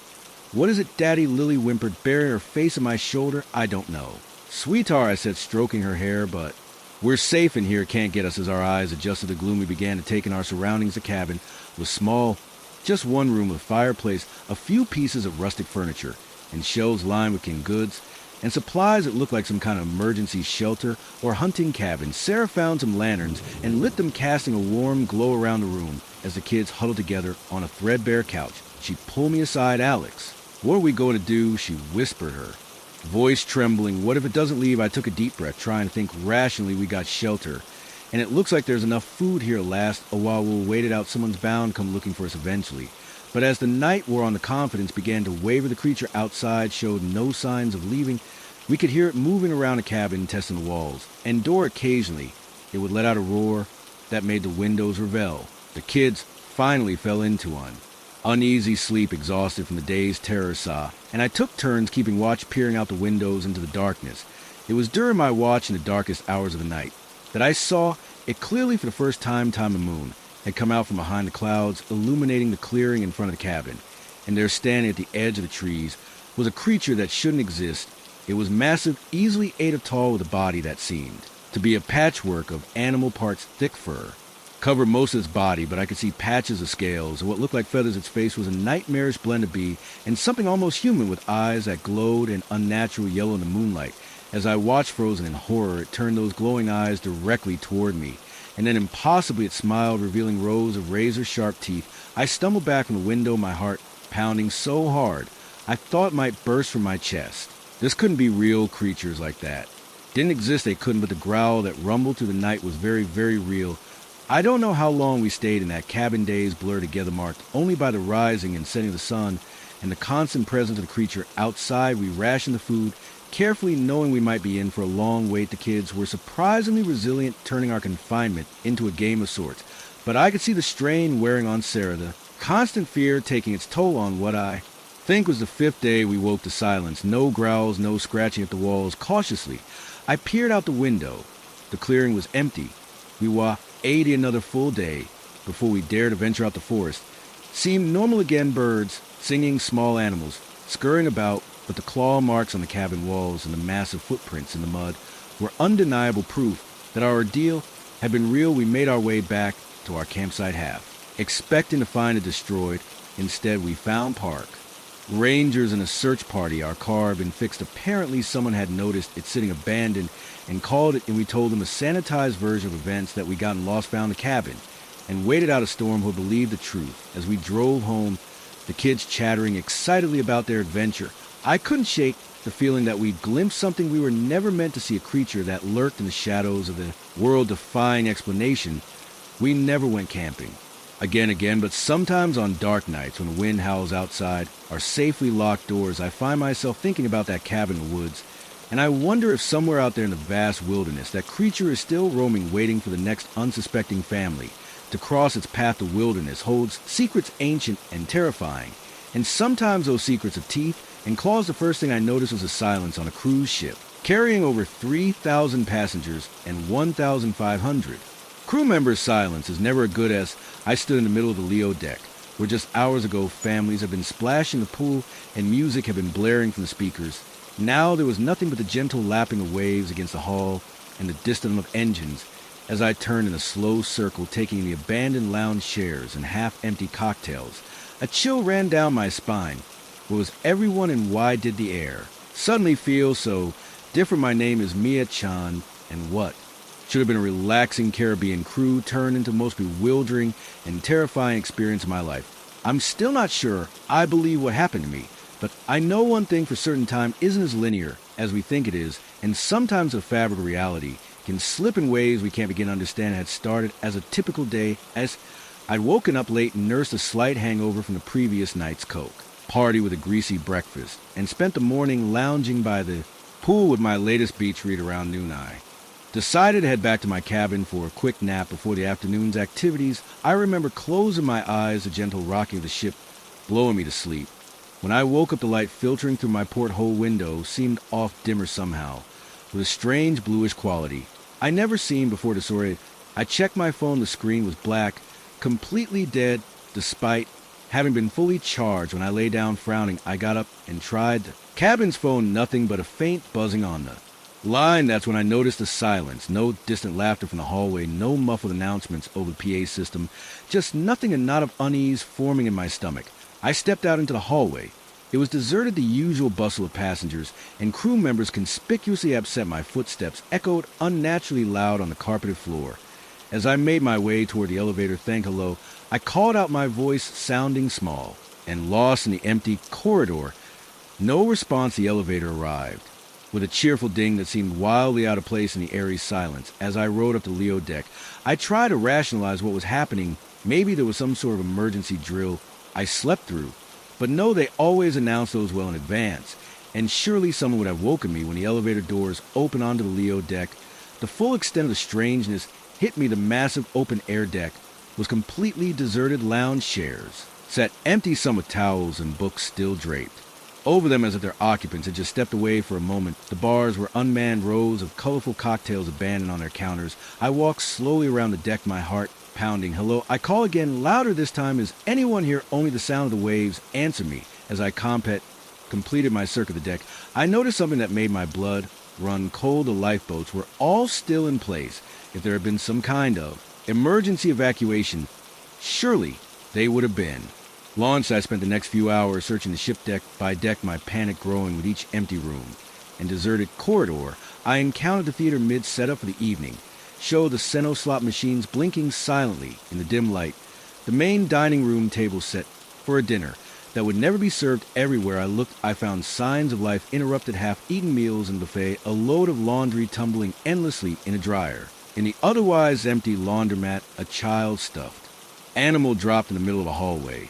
But the thousands of people who should have been on board, I found no trace as night fell, or what I assumed was night, given the deepening of that strange bluish light. I made my way to the bridge, hoping against hope to find someone, anyone, who could explain what was happening. The bridge was as deserted as the rest of the ship, but at least here there were signs of life. Radar screens blinked, showing our position in the middle of the Caribbean Sea. Navigation systems hummed softly. The ship was still on course, of course, its automated systems continuing their work, even in the absence of human oversight. I slumped into the captain's chair, Austin, and fear finally overtaking me. What happened? Where was everyone? And more importantly, what was I going to do now? As I sat there staring blankly at the array of instruments before me, something caught my eye. The date display on one of the monitors. I blinked. Sure, I must be seeing things, but no, there was in glowing green letters, August 13th. 2024. A week somehow. Now impossibly a week had passed since I'd laid down for my nap. I laughed in a high hysterical sound that echoed weirdly in the empty bridge. This couldn't be happening. People didn't just lose a week of time. Entire ships full of people didn't just vanish. And yet here I was the next few days, if they were indeed days, as time seemed to have lost all meaning, past in a blur. I roamed the ship, leaving notes in every FRE public space begging for a response or some sign that I wasn't alone. I tried every phone, every radio, every possible means of communication, but was met with nothing but static. I ate from the slowly rotting supplies in the ship's massive kitchens, slept fitfully in a different cabin each night, and tried to keep myself sane by talking out loud, narrating my actions, as if I was a protagonist in some bizarre reality show on what I think was the fourth day of my solitude. I saw the lights at first. I thought I was hallucinating, my mind finally cracking under the strain of isolation. But no, they were distant pinpricks of light on the horizon, growing larger by the minute. Hope surged through me. Another ship, a rescue party. I raced about, waving my arms and shouting, even though I knew they were still too far away to see or hear me. As the lights grew closer, I realized with start that they weren't coming from the sea, but from the sky. My elation turned confusion, then to a kind of numb Acceptance, of course. Why not after everything else? Why shouldn't there be strange lights in the sky? The lights descended slowly, hovering over the ship. They were beautiful, pulsing with colors. I had no names for casting shimmering reflections on the calm sea as I watched a beam of light shot down from the center of the formation, touching the deck just a few feet away from me. And then as suddenly as they had appeared, the lights vanished, and I was no longer alone. The deck was filled with people. Passengers in swimsuits and sundresses, crew members in their crisp uniforms. They milled about in confusion, voices rising in a babble of questions and exclamations. What happened? Where did everyone go? As I stood frozen, unable to comprehend what I was seeing. A man in a captain's uniform stroll purposefully toward me, his face a mask of concern. "Missy, you all right? You look pale." I opened my mouth, but no words came out. How could I possibly explain what happened in the days that followed as the ship made its way back to port? A story was pieced together. According to everyone else on board, no time had passed at all. One moment they had been going about their day. The next they had found themselves standing on the deck, disoriented and confused. Only I remember the empty ship, the days of solitude, the strange lights. Only I had lived through that impossible week. The incident made headlines around the world. Cruise ship reappears after mysterious disappearance. Experts were consulted, theories were proposed and debunked. Some spoke of wormholes, others of alien abduction. A few fringe voices even suggested a mass hallucination or an elaborate hoax. As for me, I gave my stack to the authorities and then retrieved from the public. How could I explain something I didn't understand myself? How could I describe the profound loneliness of those days on the empty ship, the bone-deep wrongness of a world? Slightly out of sin, I've never set foot on another cruise ship. The sight of the ocean fills me with a nameless dread, and sometimes in the deepest hours of the night, I wake up in a cold sweat, convinced that I'm back there alone on an empty ship, adrift in a sea of time. I don't know what happened on the paradise of seas. I don't know where everyone went or why I was left behind, or what those lights in the sky were. But I do know this: our understanding of reality of time and space is far more limited than we think. There are things out there, forces at work, that we can't begin to comprehend. And sometimes, if we're very unlucky, we catch a glimpse of them, a peek behind the curtain of reality into the vast, terrifying unknown that lies beyond. I got that glimpse, and it changed me forever. So the next time you're on a cruise, or any ship for that matter, and you feel a sudden chill, or notice the quality of light change ever so slightly, or find yourself alone in a place that should be crowded, remember my story, and hope with every fiber of your being that you don't slip through the cracks of time like I did, because trust me, once you experience that kind of impossible solitude, you're never quite the same again. Scratching started on the first night, a faint persistent sound that could have been tree branches against the cabin's wooden walls, if not for the absolute stillness of the outside. I lay awake, embly steady breathing beside me, and listened as the noise grew louder, more deliberated. It wasn't until I heard a distinct tapping on the bedroom window that I realized a chill that ran deep into my bones, that whatever was out there wasn't a tree, and it wandered, and my name is Daniel. And what was supposed to be a romantic getaway with my girlfriend turned into a weakening nightmare that I'm still trying to understand. We've been dating for a year, and with both of us drowning in work, stress a week, in a secluded cabin seemed like the perfect escape. No self-service, no Wi-Fi justice, and the great outdoors. If only we'd known what was waiting for us in those woods. We arrived at the cabin late Friday afternoon. It was exactly as advertised, a cozy two-bedroom lock, structure nestled in a clearing surrounded by towering pines. The nearest neighbor was miles away, and the dirt road leading to property had been rough enough to make us question our decision more than once. But as we stepped out of the car, the fresh mountain air and the absolute quiet washed away our doubts. This was exactly what we needed. The cabin's owner, a gruff older man named Bill, met us with the keys as he gave us a quick tour. I couldn't help but notice how his eyes darted nervously around, never quite settling on one spot. Now, a couple things to remember. He said as we stood on the porch, don't go wandering in the woods after dark. Lots of wild beasts out there, and it's easy to get turned around. And if you hear any strange noises at night, just ignore them. Probably just raccoons or something. I nodded, not thinking much of it. At the time, every cabin owner had their quirks and warnings. Oh, and one more thing, Bill added, his hand on the door. Whatever you do, don't open the doors or windows at night. No matter what you hear, got it? Before we could ask what he meant, he was gone, his truck kicking up dust as he spit down the dirt road. Emily and I exchanged glances. Well, that was weird, she said with a nervous laugh. I shrugged it off, probably just trying to scare the city folk. Come on, let's unpack. The rest of the day. It was perfect. We hiked a nearby trail cook dinner on the old wood stove and spent the evening cuddled up on the porch swing, watching the stars come out in the sky dye unspoiled by light pollution. It wasn't until we were getting ready for bed that I noticed the scratches they were on the inside of the doors and around the windows, long, deep gouges in the wood that looked like they'd been made by something with very sharp claws. And look at this, I called out. She came over frowning as she ran her fingers over marks. Where'd you think a bear tried to get in? Or something, maybe I said those. Something about the scratches made my skin crawl. They seemed too deliberate, too purposeful. We went to bed joking about ghost bears to lighten the mood, but as the night wore on and the scratching started, those jokes didn't seem funny anymore. I lay there, every muscle tense, listening to the sound move around the cabin, scratch, scratch, pause, PA, then the tapping on the window, like something was testing the glass. Emily stirred beside me. Dan, do you hear that? I nodded, not trusting. My voice, we clung to each other, barely breathing, as the tapping moved from window to window. Finally, after what felt like hours, it stopped. We eventually fell into an uneasy sleep. As dawn began to break the next morning, we tried to rationalize what happened. Raccoons, we decided, or maybe a particularly persistent owl. We spent the day hiking and swimming in a nearby lake, the bright sunshine making the terrors of the night seem distant and silly. But as evening fell and we returned to the cabin, that sense of unease crept back. We double-checked all the locks, drew the curtains tight, and tried to distract ourselves with board games. And why the scratching started earlier that night, more insistent than before, and this time it was accompanied by something else, a low, guttural sound. There was almost, but not quite a voice, Daniel. Emily whispered, her face pale in the lamplight. That's not an animal, I wanted to reassure her.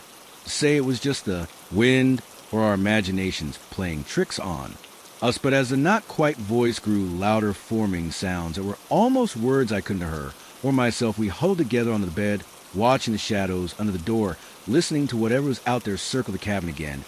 And again, at one point, something heavy threw itself against the front door, making the whole cabin shudder.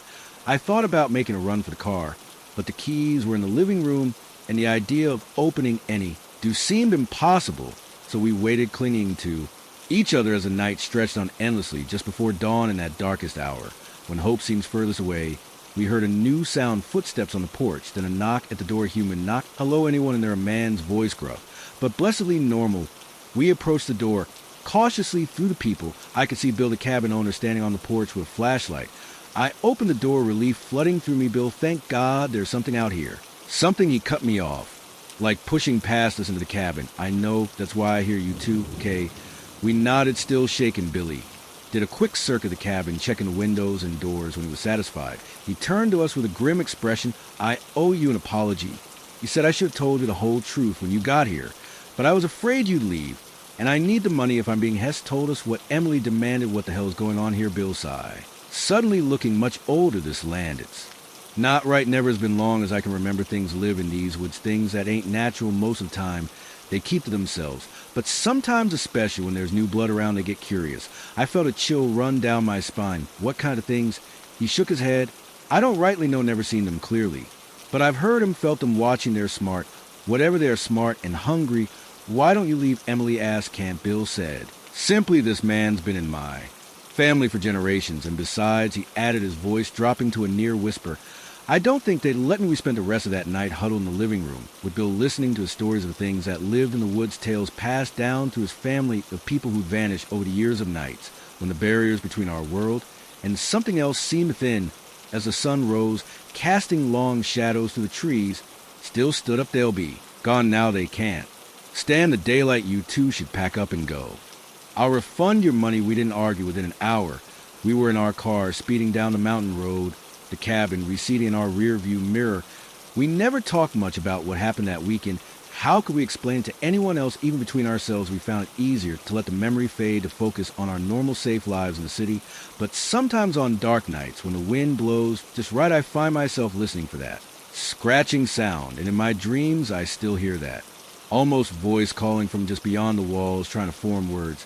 I hope. I never understand. I don't know what lives in those woods. I don't know why it was so interested in us, or what it might have done if it had gotten inside. But I do know this: there are places in this world where the veil between realities is thin, where things we can't comprehend just out of sight. If you ever find yourself in a secluded cabin miles from civilization, and you hear a scratching at the door or a tapping at the window, remember my story. Keep the doors locked, the curtains drawn, and whatever you do, don't blood it in. Because once you acknowledge those things in dark, Once you let them know you can hear them, they'll never stop calling, and sooner or later curiosity, or fear, or simple exhaustion might lead you to answer. Take it from me, some calls are better left unanswered, some doors are meant to stay closed, and some woods are best left unexplored no matter how inviting they might seem in the light of day.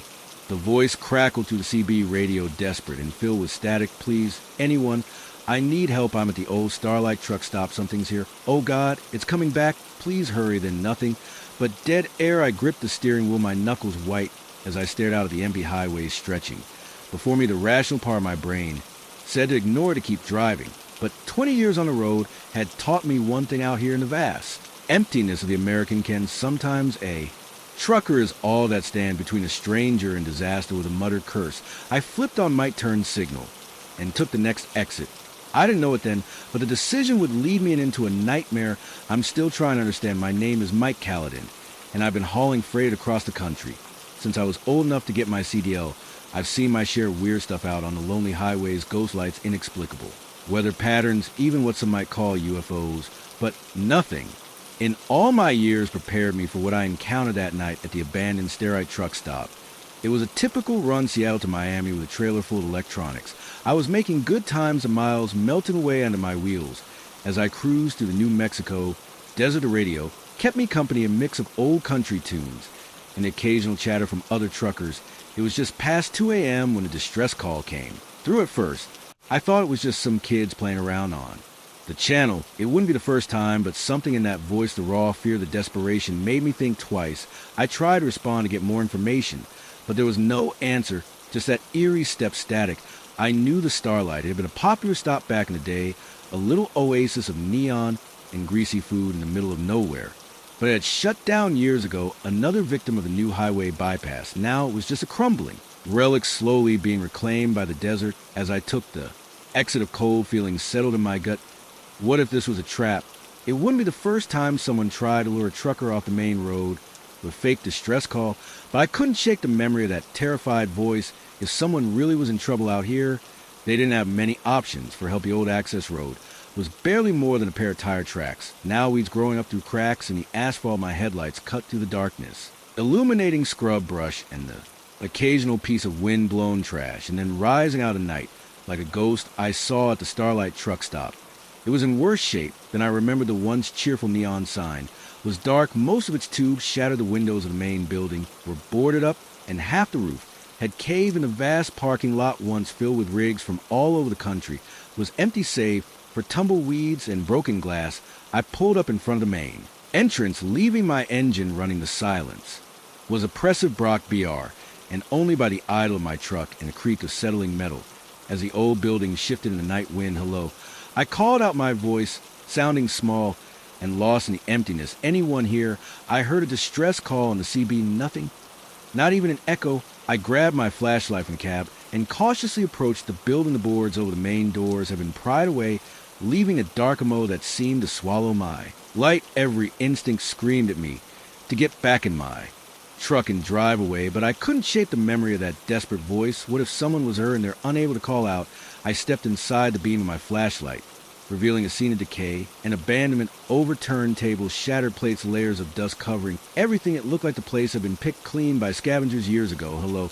I call again, my voice echoing in the empty space. Anyone hear a sound from the back of the building? Made me jump. A scraping noise like something heavy being dragged across the floor. Hey, you okay back there? I moved toward the sound, my heart pounding. As I rounded the corner into what used to be the kitchen, my flashlight beam fell on something that made my blood run cold. There, propped up against an old stove, was a CB radio. It looked brand new, completely out of place in the decaying ruin around it. I approached slowly, my mind racing. Had the person who called for help left us here? But why and where were they now? That's when I noticed something else on the floor around the radio. Were strange markings, curved lines, and symbols drawn in what looked horribly like dyed blood. I took a step back, suddenly very aware of how quiet it was. Even the wind seemed to have died down. And then I heard a low gut-utal sound coming from somewhere behind me. It was almost, but not quite, a voice. The hairs on the back of my neck stood up as I slowly turned around. There in the doorway was something. In the brief moment before terror overtook me, my mind tried to make sense of what I was seeing. It was vaguely humanoid, but too tall, too thin, its limbs bent at impossible angles. and its face got its face was just a blank expanse of pale skin with mouth that split from top to bottom. I'd like to say I fought, or that I at least had the presence of mind to run. But the truth is I froze rooted to the spot as that thing unfolded itself, growing even taller as it flowed into the room like. Smoke-given form it reached for me with hands that were more like claws, and I felt my consciousness slipping away. The last thing I remembered is a CB radio crackling to life, that same desperate voice calling out for help. I woke up in my truck parked on the side of the highway. For a moment, I thought it had all been a vivid nightmare. But then I noticed the dust coating my clothes, the scratches on my arms, and there on the passenger seat was the CB radio from the abandoned truck stop, my logbook. Showed I'd lost almost 6 hours that I had no memory of. I drove to the nearest town inn. The days checked into a motel and tried to make sense of what had happened. Had I really seen what I thought I saw, or had my mind conjured up some impossible horror to fill in the gaps in my memory? I thought about going to the police, but what would I tell them? That I'd been lured to an abandoned truck STO by a ghost on the CB, then attacked by some kind of monster? They'd laugh me out of the station if they didn't lock me up for my own safety. In the end, I did the only thing I could do. I got back on the road and finished my run, but things were different after that night. I found myself jumping at Shadow's Flint, ING. Every time the CB crackled with static, I started taking routes that avoided long stretches of empty highway, even if it meant longer trips. And that CB radio, I couldn't bring myself to get rid of it, but I couldn't stand to have it in my truck. Either it sits in a storage unit, now wrapped in chains and locked in a box some nights. I swear I can hear it calling that same desperate voice, begging for help. I've tried to find out more about the Starlight truck stop. Since then, turns out it has quite a history, stories of disappearances going back decades, truckers who stopped there and were never seen again, local legends about ancient burial grounds and doorways to other worlds. I don't know what to believe anymore. I don't know if what I experienced was real or some kind of hallucination or something in between, but I do know there are things out there in the darkness that we can't explain, things that lurk on the edges of our world, waiting for someone to answer their call. So if you're ever out on the road late at night and you hear a desperate voice on the CB begging for help, think twice before you answer, because sometimes the call for help isn't coming from someone in trouble. Sometimes it's coming from the trouble itself. And if you find yourself driving past an abandoned truck stop in the middle of the New Mexico desert, keep on driving, don't. Look back, and whatever you do, don't stop, because you never know what might be waiting there in the darkness, ready to pull you into a nightmare you might never wake up from. As for me, I still drive, but never at night, if I can help it, and I keep my CV turned off no matter how lonely the road gets, because I know now that some calls are better left unanswered, and some mysteries are best left unsolved. The first thing I noticed when I stepped out onto the porch that morning was a silence, no bird song, no distance and low of cattle. Not even a rustle of wind to the cornfields, just an eerie, oppressive quiet that made the hair on the back of my neck stand up. Then I saw it, a vast, intricate pattern carved into my wheat field of stalks, bent and woven with impossible precision. In that moment, as the rising sun cast long shadows across the design, I knew my life would never be the same. What I didn't know was how deep the rabbit hole went, or how dangerous the truth would turn out to be. My name's Jack Harper, and I've been farming this land for over 30 years. It's been in my family for generations, passed down from father to son. Since my great-grandfather first broke ground here in the 1880s, I've seen droughts, floods, and everything in between, but nothing could prepare me for what happened that summer. It started innocently enough. A few of my cows got spooked one night, breaking through a fence and stampeding across the north pasture. Unusual, but not unheard of. Then my tractor started acting up, the electronics going haywire for no apparent reason. Again, annoying, but nothing too out of the ordinary for aging farm equipment. But then came the lights. I first saw them about a week before the crop circle appeared. I was up late going over some paperwork in the kitchen when a flash of light outside caught my eye. At first, I thought it was headlights from a passing car, but we're pretty isolated out here. The nearest neighbor is 5 MES down the road. I stepped outside, and that's when I saw them, 3 bright orbs of light hovering silently over my wheat field. They pulsed with an otherworldly glow, casting long shadows across the swung stalks. I stood there frozen for what felt like hours, but it was probably only a few minutes. Then, as suddenly as they appeared, the light shot straight up into the sky and vanished. I told myself I was tired, that maybe I dozed off at the kitchen table and dreamed the whole thing, but deep down I knew what I seen was real. The next few nights I stayed up watching, but the lights didn't return. Just as I was starting to think I'd imagine it all, I woke up to find the crop circle. It was massive, covering nearly half of my 100-acre wheat field. Design was incredibly complex, a series of interlocking circles and crescents that seemed to spiral off from a central point. The wheat stalks were bent, not broken, woven together in a way that defied explanation. I called the sheriff more out of sense of obligation than any real hope for answers. Bob's been a friend for years, but I could see the skepticism in his eyes as he surveyed the damage. It could the pranksters, he suggested, not sounding very convinced. You know how kids get in the summer looking for thrills. I shook my head. Bob, this would have taken a team of people all night to do. And they have left tracks. Look at the ground around. There's not a single footprint or tire track anywhere. He didn't have an answer for that word spread quickly, as it tended to do in small towns by. Knew my driveway was clogged with curiosity seekers, amateur paranormal investigators, and local news crews. I did my best to keep them off my property, but it was like trying to hold back the tide. That's when things started to get really strange. It began with the animals. My dogs, usually friendly to a fault, became aggressive, snarling at anyone who came near the crop, circled the cattle, refused to graze anywhere near that field, clustering at the far end of their pasture and bellowing uneasily through the night. Then the equipment failures escalated. Not just my tractor now, but every piece of electronic equipment on the farm. Cell phones died. Within minutes of being fully charged, the TV emitted nothing but static, occasionally interrupted by bursts of what sounded like voices speaking in an unknown language. And the dreams, God, the dreams, every night. I found myself wandering through that weak field, the stalks whisper singing around me in voices just on the edge of comprehension. Something was always just ahead of me, always just out of sight. I'd wake up in a cold sweat, the taste of metal in my mouth, and the feeling that I was on the verge of understanding something vast and terrible. About a week after Crop Circle appeared, I had a visitor. He introduced himself as Dr. Alan Fredman, an astrophysicist from the State University. He was different from the other investigators who'd come sniffing around, quiet or more serious. Mr. Harper, he said, his eyes never leaving the Crop Circle. Have you noticed any other unusual phenomena since this appeared? Lights in the sky, perhaps electronic disturbances. The hair on the back of my neck stood up. How did you know about that? He turned to me, then his rushing grave. Because this isn't the first time this has happened. There's a pattern, Mr. Harper. These events, they're escalating over the next few hours. To Fredman told me things that shook me my core about other crop circles, all following the similar design appearing across the country over the past few years, about increased UFO sightings in those areas and about people who had gone missing always in the weeks following the appearance of a circle. We believe, he said in a low voice, that these are some kind of test sites, that whatever intelligence is behind this is preparing for something bigger. I wanted to dismiss it all as crazy talk, but I could not after what I'd seen, what I'd experienced. What do they want? I asked. My mouth dry. T. Fredman shook his head. We don't know, but we think you might be in danger, M. Harper. These sites, they seem to have a strange effect on the people closest to them. We've documented cases of unusual behavior, of people claiming to receive messages or orders from some unknown source. As he spoke, I felt a chill run down my spine. I thought of my dreams of the whispers, just on the edge of understanding. What should I do? I asked. Let us set up some monitoring equipment, he said. And whatever you do, don't enter that field, no matter what you hear, no matter what you think you see. Promise me. I promised. But promises, I would soon learn, are hard to keep. One reality itself seems to be unraveling around you. The next few days were a blur of activity. Dar Fredman and his team set up cameras and sensors around the perimeter of the crop circle.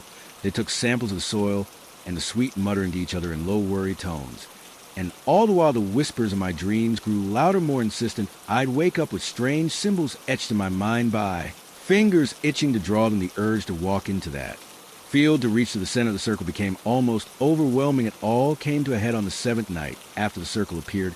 I was jolted awake by a sound I'd never heard before, a low, roaring vibration that seemed to come from everywhere and nowhere at once. I stumbled to a window and felt my heart stop. The crop circle was glowing, pulsing with a soft blue-white light that seemed to beat in time with the thrumming sound, and there hovering above it were the lights I'd seen before. But this time they were descending. I don't remember deciding to go outside one moment.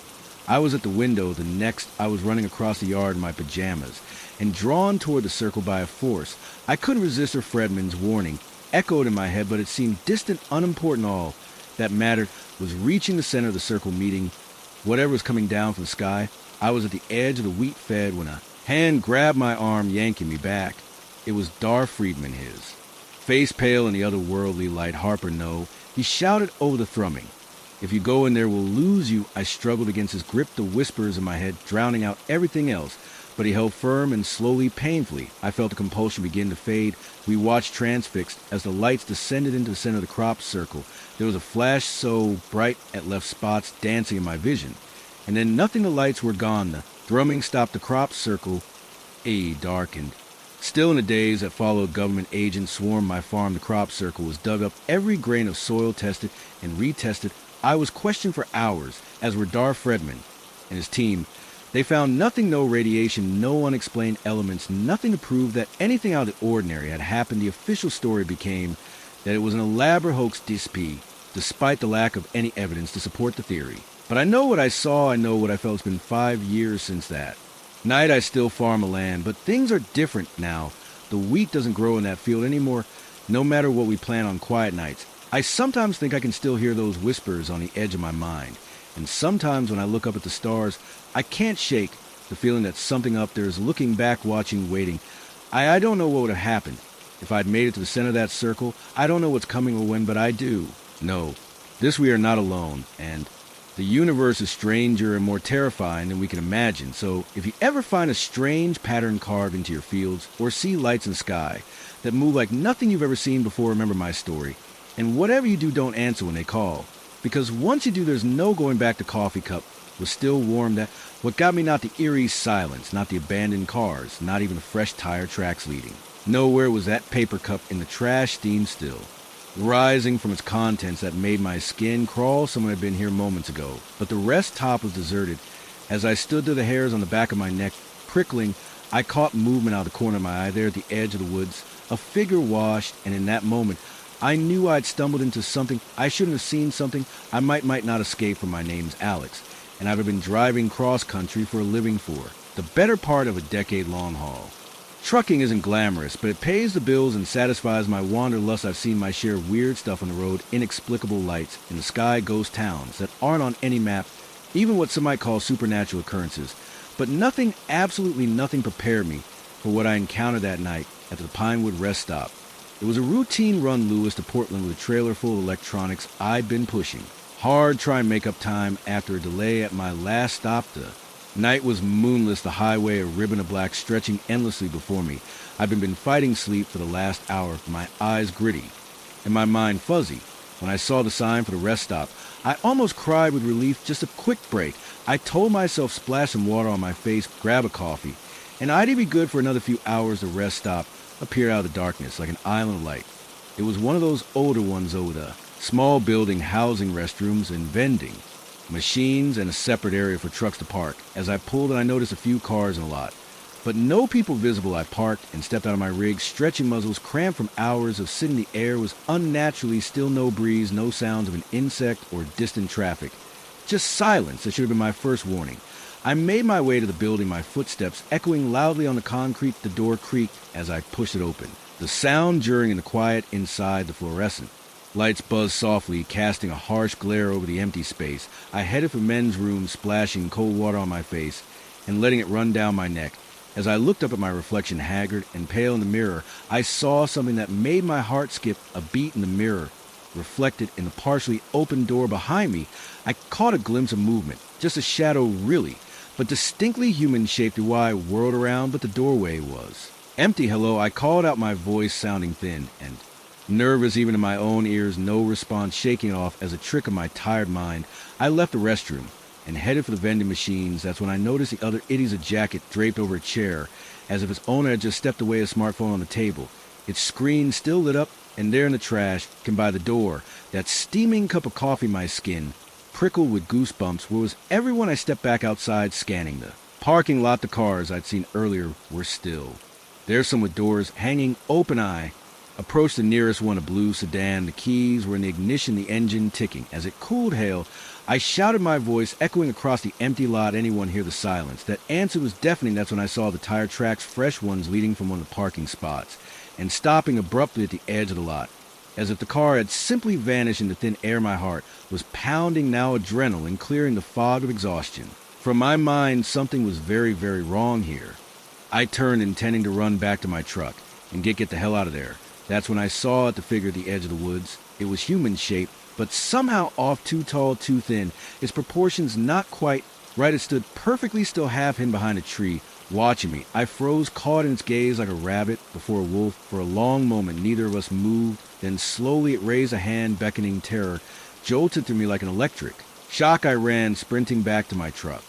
With a speed I didn't know I possessed, I fumbled with the keys, swearing. As I dropped them, scrabbling the gravel to retrieve them. As I pulled myself up in the cow, I risked a glance back. The figure was closer now, no longer hiding behind the trees. In the harsh glare of the rest stoplights, I could see it more clearly than God. I wish I could. Skin was pale, almost translucent, stretched too tight. Over an impossible frame, its face was smooth, featureless, except for deep-set eyes that reflected the light like a cat's, and its mouth split its face from ear to ear, filled with needle-sharp teeth. I got the key in the ignition, the engine roaring to life.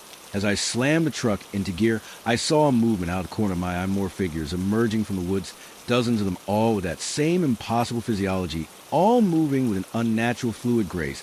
I floored the truck's tires, spinning in the ground travel before. Finding purchase, I tore out of the rest stoplight. All the demons of hell were on my tail, and for all I know, they were I drove for hours, pushing well past the legal limit for consecutive time.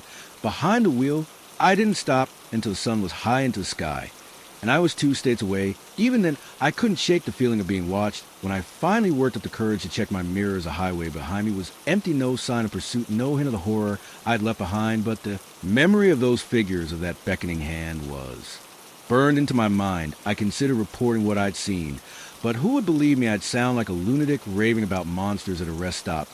So I kept quiet, finished my run, and tried to convince myself it had all been a hallucination brought on by exhaustion.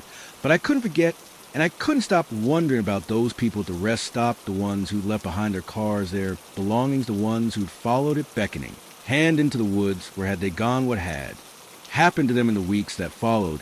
I did some digging. It wasn't easy on no detective, and I had precious little to go on. But what I found chilled me to the bone.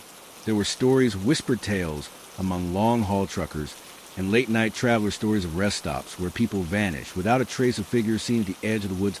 Always at night, all was beckoning. Some called them aliens. Others said they were interdimensional beings. A few spoke of ancient forgotten gods awakening in our modern world. I don't know what they are. I don't know what they want, but I know they're out there waiting at the edges of lonely highways and the shadows of late-night rest stops. I still drive, but never at night. If I can help it, I avoid rest stops, pushing myself to make it from one major town to the next without breaks, and I never ever stop. If I see a solitary figure standing at the edge of the woods, sometimes on long hauls when the night is dark and the road seems to go on. Forever I think I see them in my mirror, tall, thin figures, keeping pace with my truck, despite its speed, watching, waiting. And sometimes I wonder if I really did escape that night, or if somehow I'm still there trapped in some in-between place, living out a life that's not quite real. So if you're ever driving late at night and you see a rest stop out of the darkness, think twice before you stop. Check your gas gauge, your caffeine levels, your fatigue. Ask yourself, is it worth the risk? Because you never know what might be waiting there in the shadows. You never know who or what might be beckoning you into the woods. And once you follow, you might never find your way back. Remember my story and keep driving no matter how tired you are, because some rest stops aren't meant for rest. Some are gateways to places we were never meant to go, and once you cross that threshold, there's no coming back. The first photo showed nothing but trees, the second captured a blur of movement at the edge of the frame. But it was a third image that made my blood run cold. There, emerging from the shadows between two ancient pines, was a figure, humanoid, but wrong, somehow too tall too. Then its proportions distorted in a way that defied natural law, and was looking directly at the camera, at me. I lowered the viewfinder with shaking hands, my eyes darting to the deepening shadows around my campsite. Night was falling, and I was no longer alone in these woods. My name is Maggie Chun, and I've been a nature photographer. For the better part of a decade, I've tread through rainforest-scale mountains and waded through swamps to get the perfect shot, but nothing in all my years of experience could have prepared me for what I encountered in the depths of the Olympic National Forest.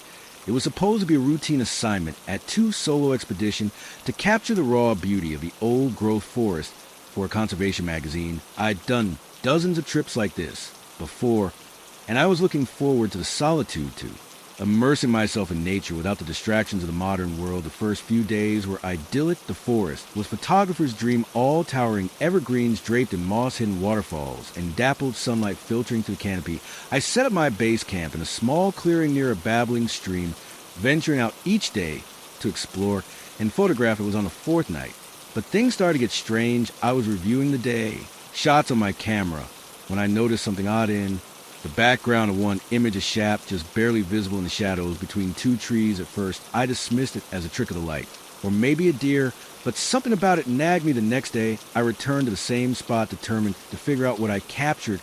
I set up my camera trap, a motion-activated camera designed to capture wildlife, and left it there for the day while I explored other areas. When I returned that evening and checked the camera on, my heart nearly stopped. There were dozens of images taken in rapid succession. The first few showed nothing unusual, just a forest floor and a square squirrel or two. But then the figure appeared tall and impossibly thin, with long, spindly limbs that seemed to bend at unnatural angles. Its skin, where visible, was pale and almost translucent, stretched tight over an inhuman frame. And its face got its face smooth and featureless, say, for two large dark eyes that reflected the camera's flash like a cat's. EY stared at the images in my mind, refusing to process what I was seeing. This couldn't be real. It had to be a hoax, a trick played by some other hiker with too much time on their hands and a talent for Photoshop. But as I flipped through the sequence of photos, a chill ran down my spine.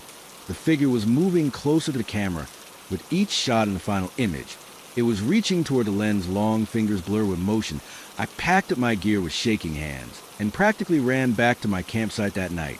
I barely slept, starting at every snapping twig and rustle of leaves. I told myself I was being ridiculous, that there had to be a logical explanation, but deep down, I knew what I'd seen was real. The next morning, I woke to find my campsite in disarray. My backpack had been emptied, its contents STW, and about my food catch hung high in a tree to protect it from bears had been torn down. The rope snapped as if it were thread, and they pressed into a patch of soft earth near my tent. Was a footprint, long and narrow, with toes that looked more like claws. My camera was lying next to it. With trembling fingers, I turned it on and checked the most recent images. My heart nearly stopped. There were new photos taken while I slept, photos of my tent of me sleeping inside, visible through the mesh window.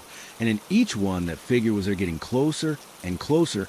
I should have left them packed up and hiked out. Assignment be damned. But some combination of curiosity, stubbornness, and plain old stupidity made me stay. I convinced myself that if I could just get clearer photo, just understand what this thing was, it would all make sense. So I stayed, and each night the creature came closer. I set up more camera traps around my campsite, capturing image after image of the being as it circled my tent. I barely slept, spending my nights huddled in my sleeping bag, clutching my hunting knife, and jumping at every sound. During the day, I'd venture out, following trails of broken branches and those strange footprints. I found places where the undergrowth had been crushed as if something large a bit down. Once I found a tuft of hair caught on a branch, coarse and gray, liking no animal fur I'd ever seen. As the days passed, I began to feel like I was losing my mind. The forest, once beautiful and inviting, now seemed menacing. The trees loomed over me, their branches reaching out like grasping fingers. I couldn't shake the feeling of being watched, even in broad daylight. And still I stayed the need to understand, to document what I was seeing. Had become an obsession. It all came to a head on what should have been my last night in the forest. I was planning to hike out in the morning, my assignment completed, and my sanity hanging by a thread. I'd set up my cameras for one final night of observation, hoping against hope for that one clear shot that would prove I wasn't crazy. I must have dozed off despite my fear, because I woke suddenly in the pitch black of my tent. Something had changed. The ever-present sounds of the forest, the rustle of leaves, the chirp of insects had gone silent, and there was something outside my tent. I could hear it moving softly but unmistakably, circling, sniffing. I lay there paralyzed with terror as it completed its circuit. Then, to my horror, I saw the zipper of my tent begin to move slowly, inch by agonizing inch. The opening of my tent widened. I wanted to scream, to run, to do anything, but my body wouldn't respond. I could only watch, eyes wide in the darkness, as a long, pale hand with too many joints slipped through the opening. The hand paused as if sensing my fear, then deliberately it reached toward my camera, which lay next to my sleeping bag. In that moment, survival instinct finally overcame my paralysis. I lunged to the camera, snatching away from that terrible hand. In the same motion, I kicked out the tent wall, tearing through the fabric and tumbling out into the night. I ran blindly, desperately clutching the camera to my chest. I crashed through underbrush, stumbled over roots, branches whipping at my face behind me. I could hear it pursuing. Not running, but moving with a terrible swiftness, flowing through the forest like smoke. I don't know how long I ran, or how far my lungs burned, my legs act, but terror drove me on. Finally, mercifully, I saw lights ahead, the ranger station, At the trailhead, a beacon of civilization in the wilderness, I burst out of the tree line, gasping, and sobbing the startled ranger on duty took one look at my wild eyes and torn clothing and ushered me inside. Locking the door behind us the rest of that night is a blur. I remember telling my story, the ranger's skeptical looks turning to concern as he saw the raw fear in my eyes. I remember the police arriving, taking my statement.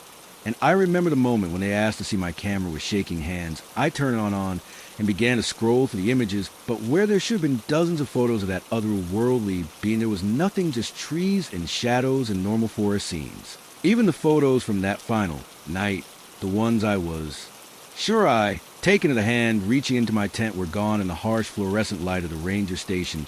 Surrounded by the trappings of civilization, my entire experience began to seem like a bad dream had I imagined it all. Had 2 weeks of solitude in the deep woods driven me to some kind of breakdown. But then I saw it in the very last photo on the camera, barely visible in the background, with a figure tall and thin, half hidden, behind a tree, and though the image was blurry, I could swear it, was smiling.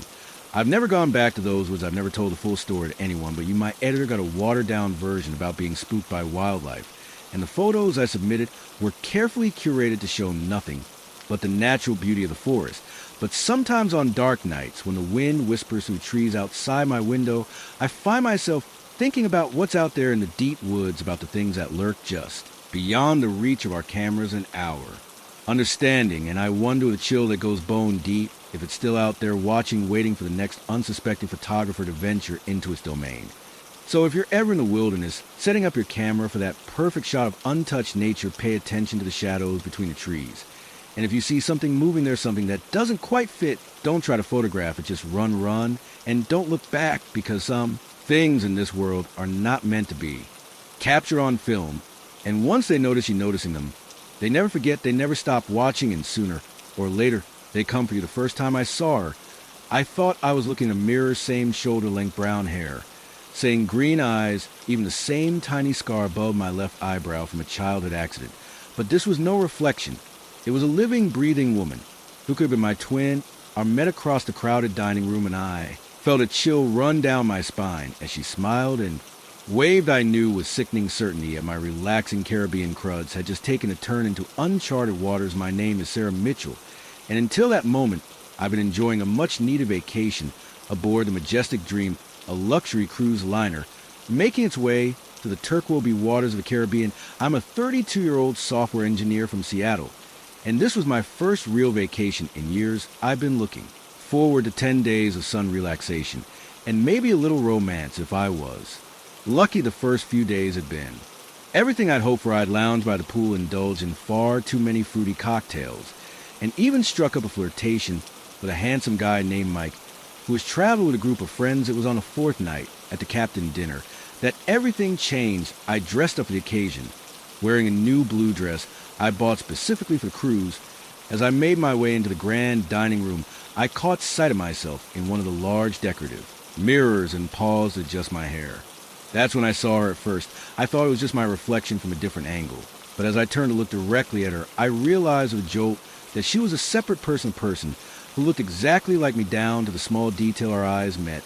And for a moment, the bustling dining room seemed to fade away. She smiled and waved, as if we were old friends. I felt rooted to the spot, my mind reeling. This couldn't be real. It had to be some kind of elaborate prank or a very vivid hallucination. A waiter bumped into me, breaking the spell. By the time I looked back, she was gone, lost in a sea of passengers making their way to their tables throughout dinner. I couldn't focus on the conversation.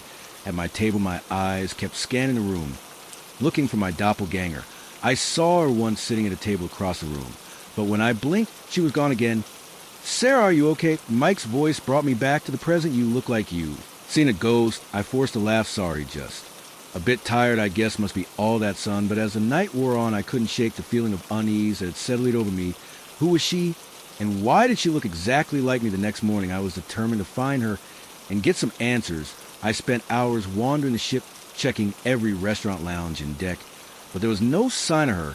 It wasn't until late afternoon that I saw her again. I was heading back to my cabin to get ready for dinner when I caught a glimpse of her turning a corner. Then in the hallway way, I broke into a run. But when I rounded the corner, the corridor was empty that night. I couldn't sleep every time I closed my eyes. I saw her face my face, smiling at me across the dining room around 2 o'clock. And I gave up on sleep and decided to take a walk to clear my head. The ship was eerily quiet as I made my way through the deserted corridors. I found myself on one of the upper decks leaning against the railing and staring hot at the moonlit ocean. That's when I heard footsteps behind me, soft but distinct. I turned half, expecting to see my double. Instead, it was Mike, looking surprised to see me. "Sarah, what are you doing up so late?" I hesitated, then decided to take a chance. "Mike, this is going to sound crazy, but have you seen anyone on the ship who looks like me? I mean exactly like me." He frowned, looking confused. "What do you mean?" I told him everything about seeing my doppelganger at dinner, about chasing her through the ship. As I spoke, I could see the concern grow in his eyes. "Sarah," he said gently when I finished, "I think maybe you should talk to the ship's doctor. Stress can do funny things to a person's mind." "And I'm not crazy," I snapped, then immediately felt guilty at the hurt look on his face. "I'm sorry. I know what I saw, Mike." She's really nodded. But I could tell he didn't believe me. "Okay, look, why don't we do some investigating tomorrow? If there really is someone who looks that much like you on the ship, other people must have noticed too." "Right," I agreed, grateful for his support. Even if he thought I was losing my mind, we made plans to meet for breakfast, and I'd head back to my cabin feeling slightly better that night.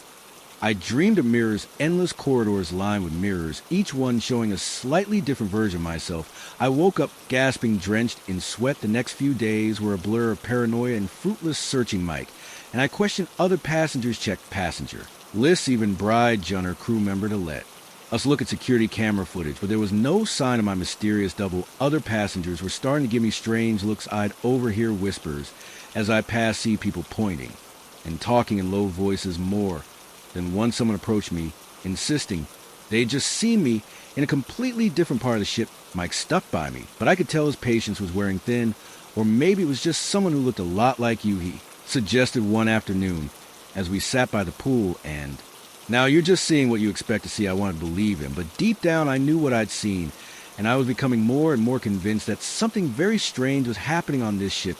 It all came to a head on the F night of the cruise. I was walking back to my cabin after a late-night movie when I saw her again. She was standing at the end of the corridor, watching me this time. I was determined not to let her get away. I ran towards her, calling out, "Who are you? Why do you look like Nemi?" She turned and fled, and I chased her through the twisting corridors of the ship, upstairs, down hallways, through lounges and restaurants. It was like a maze, and more than once I found myself in parts of the ship I'd never seen before. Finally, I cornered her in a deadened hallway. She stood with her back to me, shoulders heaving, as if she'd been running to please. I gasped out of breath. "Just tell me who you are." Slowly, she turned to face me, and as she did, I felt the world tilt sideways. Her face was mine, yes, but it was wrong somehow. The proportions were slightly off, the eyes a little too large, the smile a little too wide. As I watched in horror, her features seemed to ripple and shift like a reflection in disturbed water. "Who am I?" she said, and her voice was a distorted version of my own. "I'm on you, Sa, or rather on who you could be, who you might become." She took a step towards me, and I stumbled backward, my back hitting the wall. "What were you?" Her smile widened. "Impossibly, I'm a possibility, a potential future. This ship, it exists in a place where realities intersect, where different versions of ourselves can meet." My mind reeled, trying to make sense of her words. "But why show yourself to me?" She laughed, and the sound sent shivers down my spine. "To give you a choice, of course. You can go back to your life, your safe, predictable existence, or you can embrace the unknown, become something more." As she spoke, I noticed something behind her. The end of the hallway was shifting, shimmering like a heat haze, and beyond I caught glimpses of other places, other realities. She held out her hand. "Come with me, Sarah, see what you could become." For a moment, I was tempted. The promise of adventure, the unknown, pulled at me, but then I thought of my life back home, my friends and family of Mike, probably worried sick about where I disappeared, till I shook my head. No, this is my reality, my life.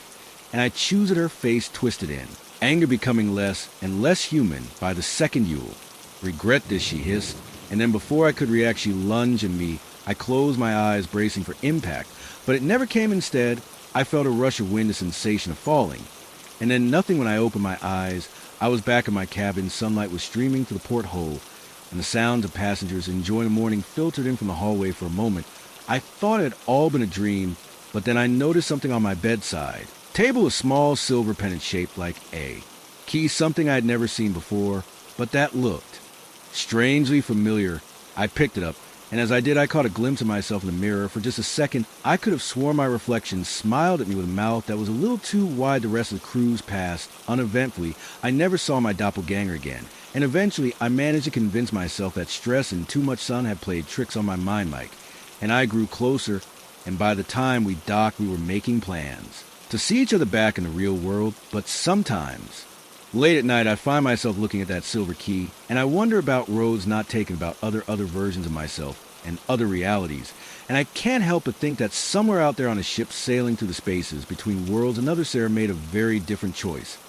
So if you ever find yourself on a cruise and catch a glimpse of someone who looks just like you remember my story, and think very carefully about the choices you make, because sometimes our doubles are more than just reflections. Sometimes they're glimpses of who we might become, for better or for worse. The words were whispered with such urgency, such raw fear, that I felt my blood turn to ice. Whatever you do, don't be here midnight. The weathered trucker who'd spoken and was already walking away, leaving me frozen in my seat, half-eaten burger growing cold on a plate in front of me. I glanced at my watch, 11:37 p.m., as I looked around the diner, taking in the tense faces and first glances of the other patrons. I realized a growing dread that I'd stumbled into something far more sinister than a late-night pit stop. My name's Jack, and until that moment, I've been on a routine cross-country drive from New York to Los Angeles. I'm a freelance photographer, and I'd taken on a last-minute gig that required me to transport some sensitive equipment that couldn't be trusted to shipping companies. The pay was good, and I figured the road trip would give me a chance to capture some interesting shots along the way. I'd been driving for nearly 18 hours straight, fueled by gas station coffee and the kind of determination that only comes from Al looming deadline. When I saw the neon sign from Mel's Diner glowing like a beacon in the dark Nevada desert, I decided to pull over. My stomach was growling. I figured a hot meal and a real cup of coffee would do me good. The diner looked like something straight out of the 1950s postcard, all chrome and red vinyl booths, with a jukebox in the corner playing old rock and roll tunes. But as soon as I walked in, I sensed something was off. The place was surprisingly busy for the middle of the night, but the atmosphere was tense, almost electric.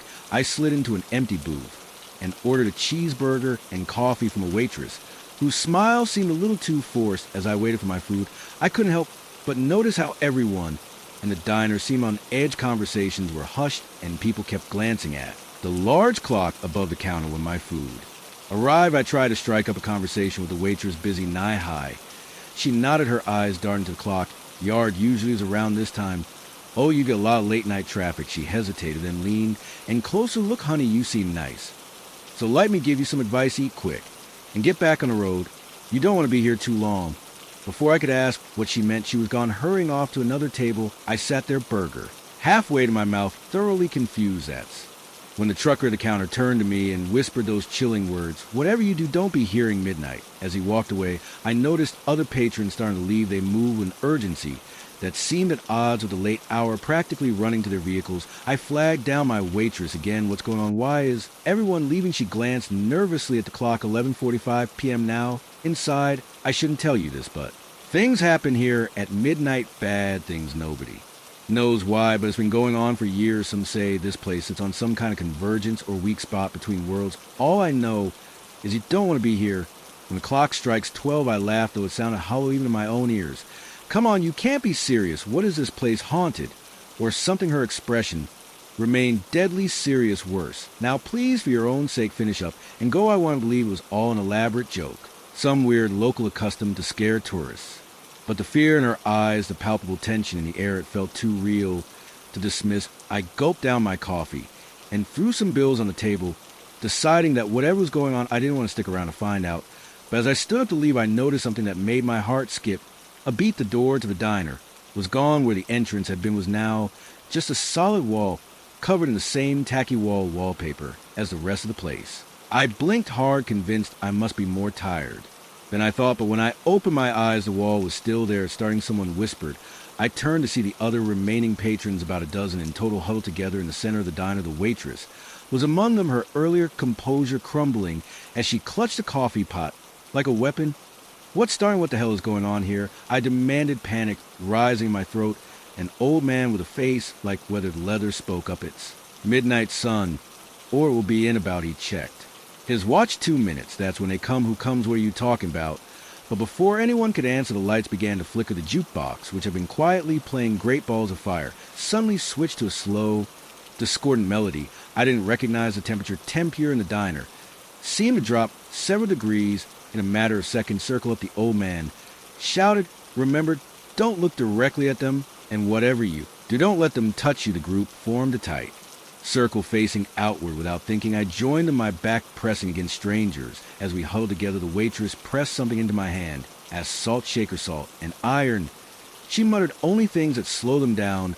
I wanted to laugh to tell them all this was insane, but the words died in my throat as I saw something moving outside the window, shapes darker than the night itself, flowing like smoke, but with a terrible purpose to their movement. They pressed against a glass which began to frost over despite the desert heat. And then as the clock struck midnight, the real horror began. The shape outside seemed to coalesce, forming vaguely humanoid figures that were somehow more terrified for their almost recognizable form.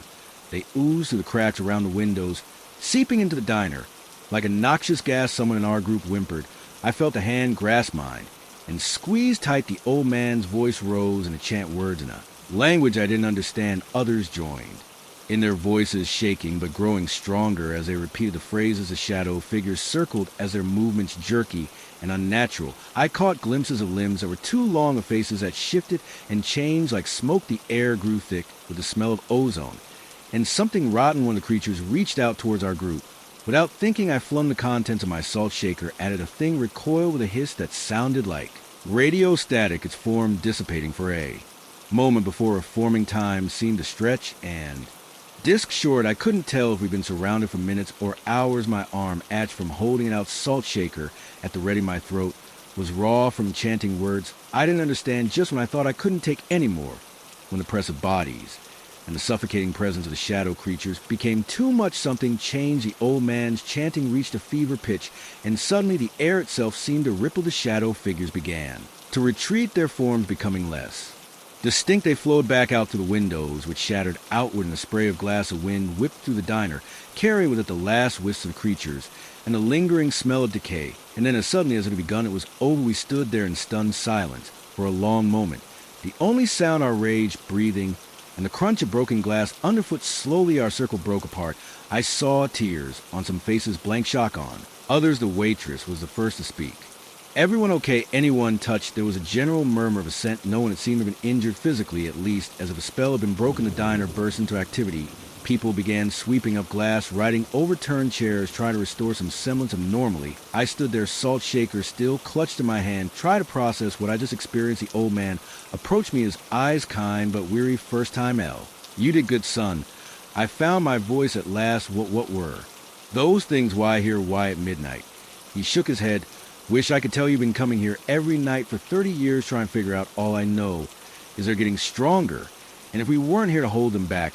He trailed off, his implication clear as the sun began to rise, painting the desert in shades of pink and gold. The door to the diner reappeared. People began to leave, nodding to each other with a camaraderie of soldiers who'd been through battle together. I made my way to my car on shaky legs, my mind still reeling. As I was about to drag away, the waitress ran out, pressing a piece of paper into my hand. "If you're ever passing through again," she said, "and you want to help, this is where we'll be."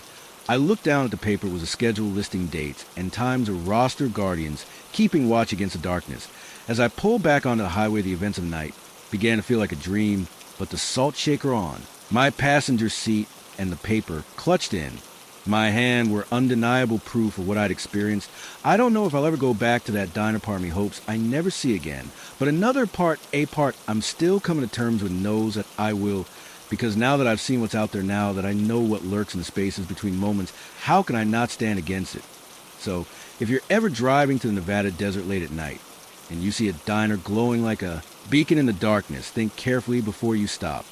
And if you do, keep an eye on the clock, because when midnight comes, you might find yourself facing horrors beyond imagination, or standing shoulder to shoulder with strangers, a last line of defense against the encroaching dark. And whatever you do, don't be there at midnight. Unless, of course, you choose to be 44444.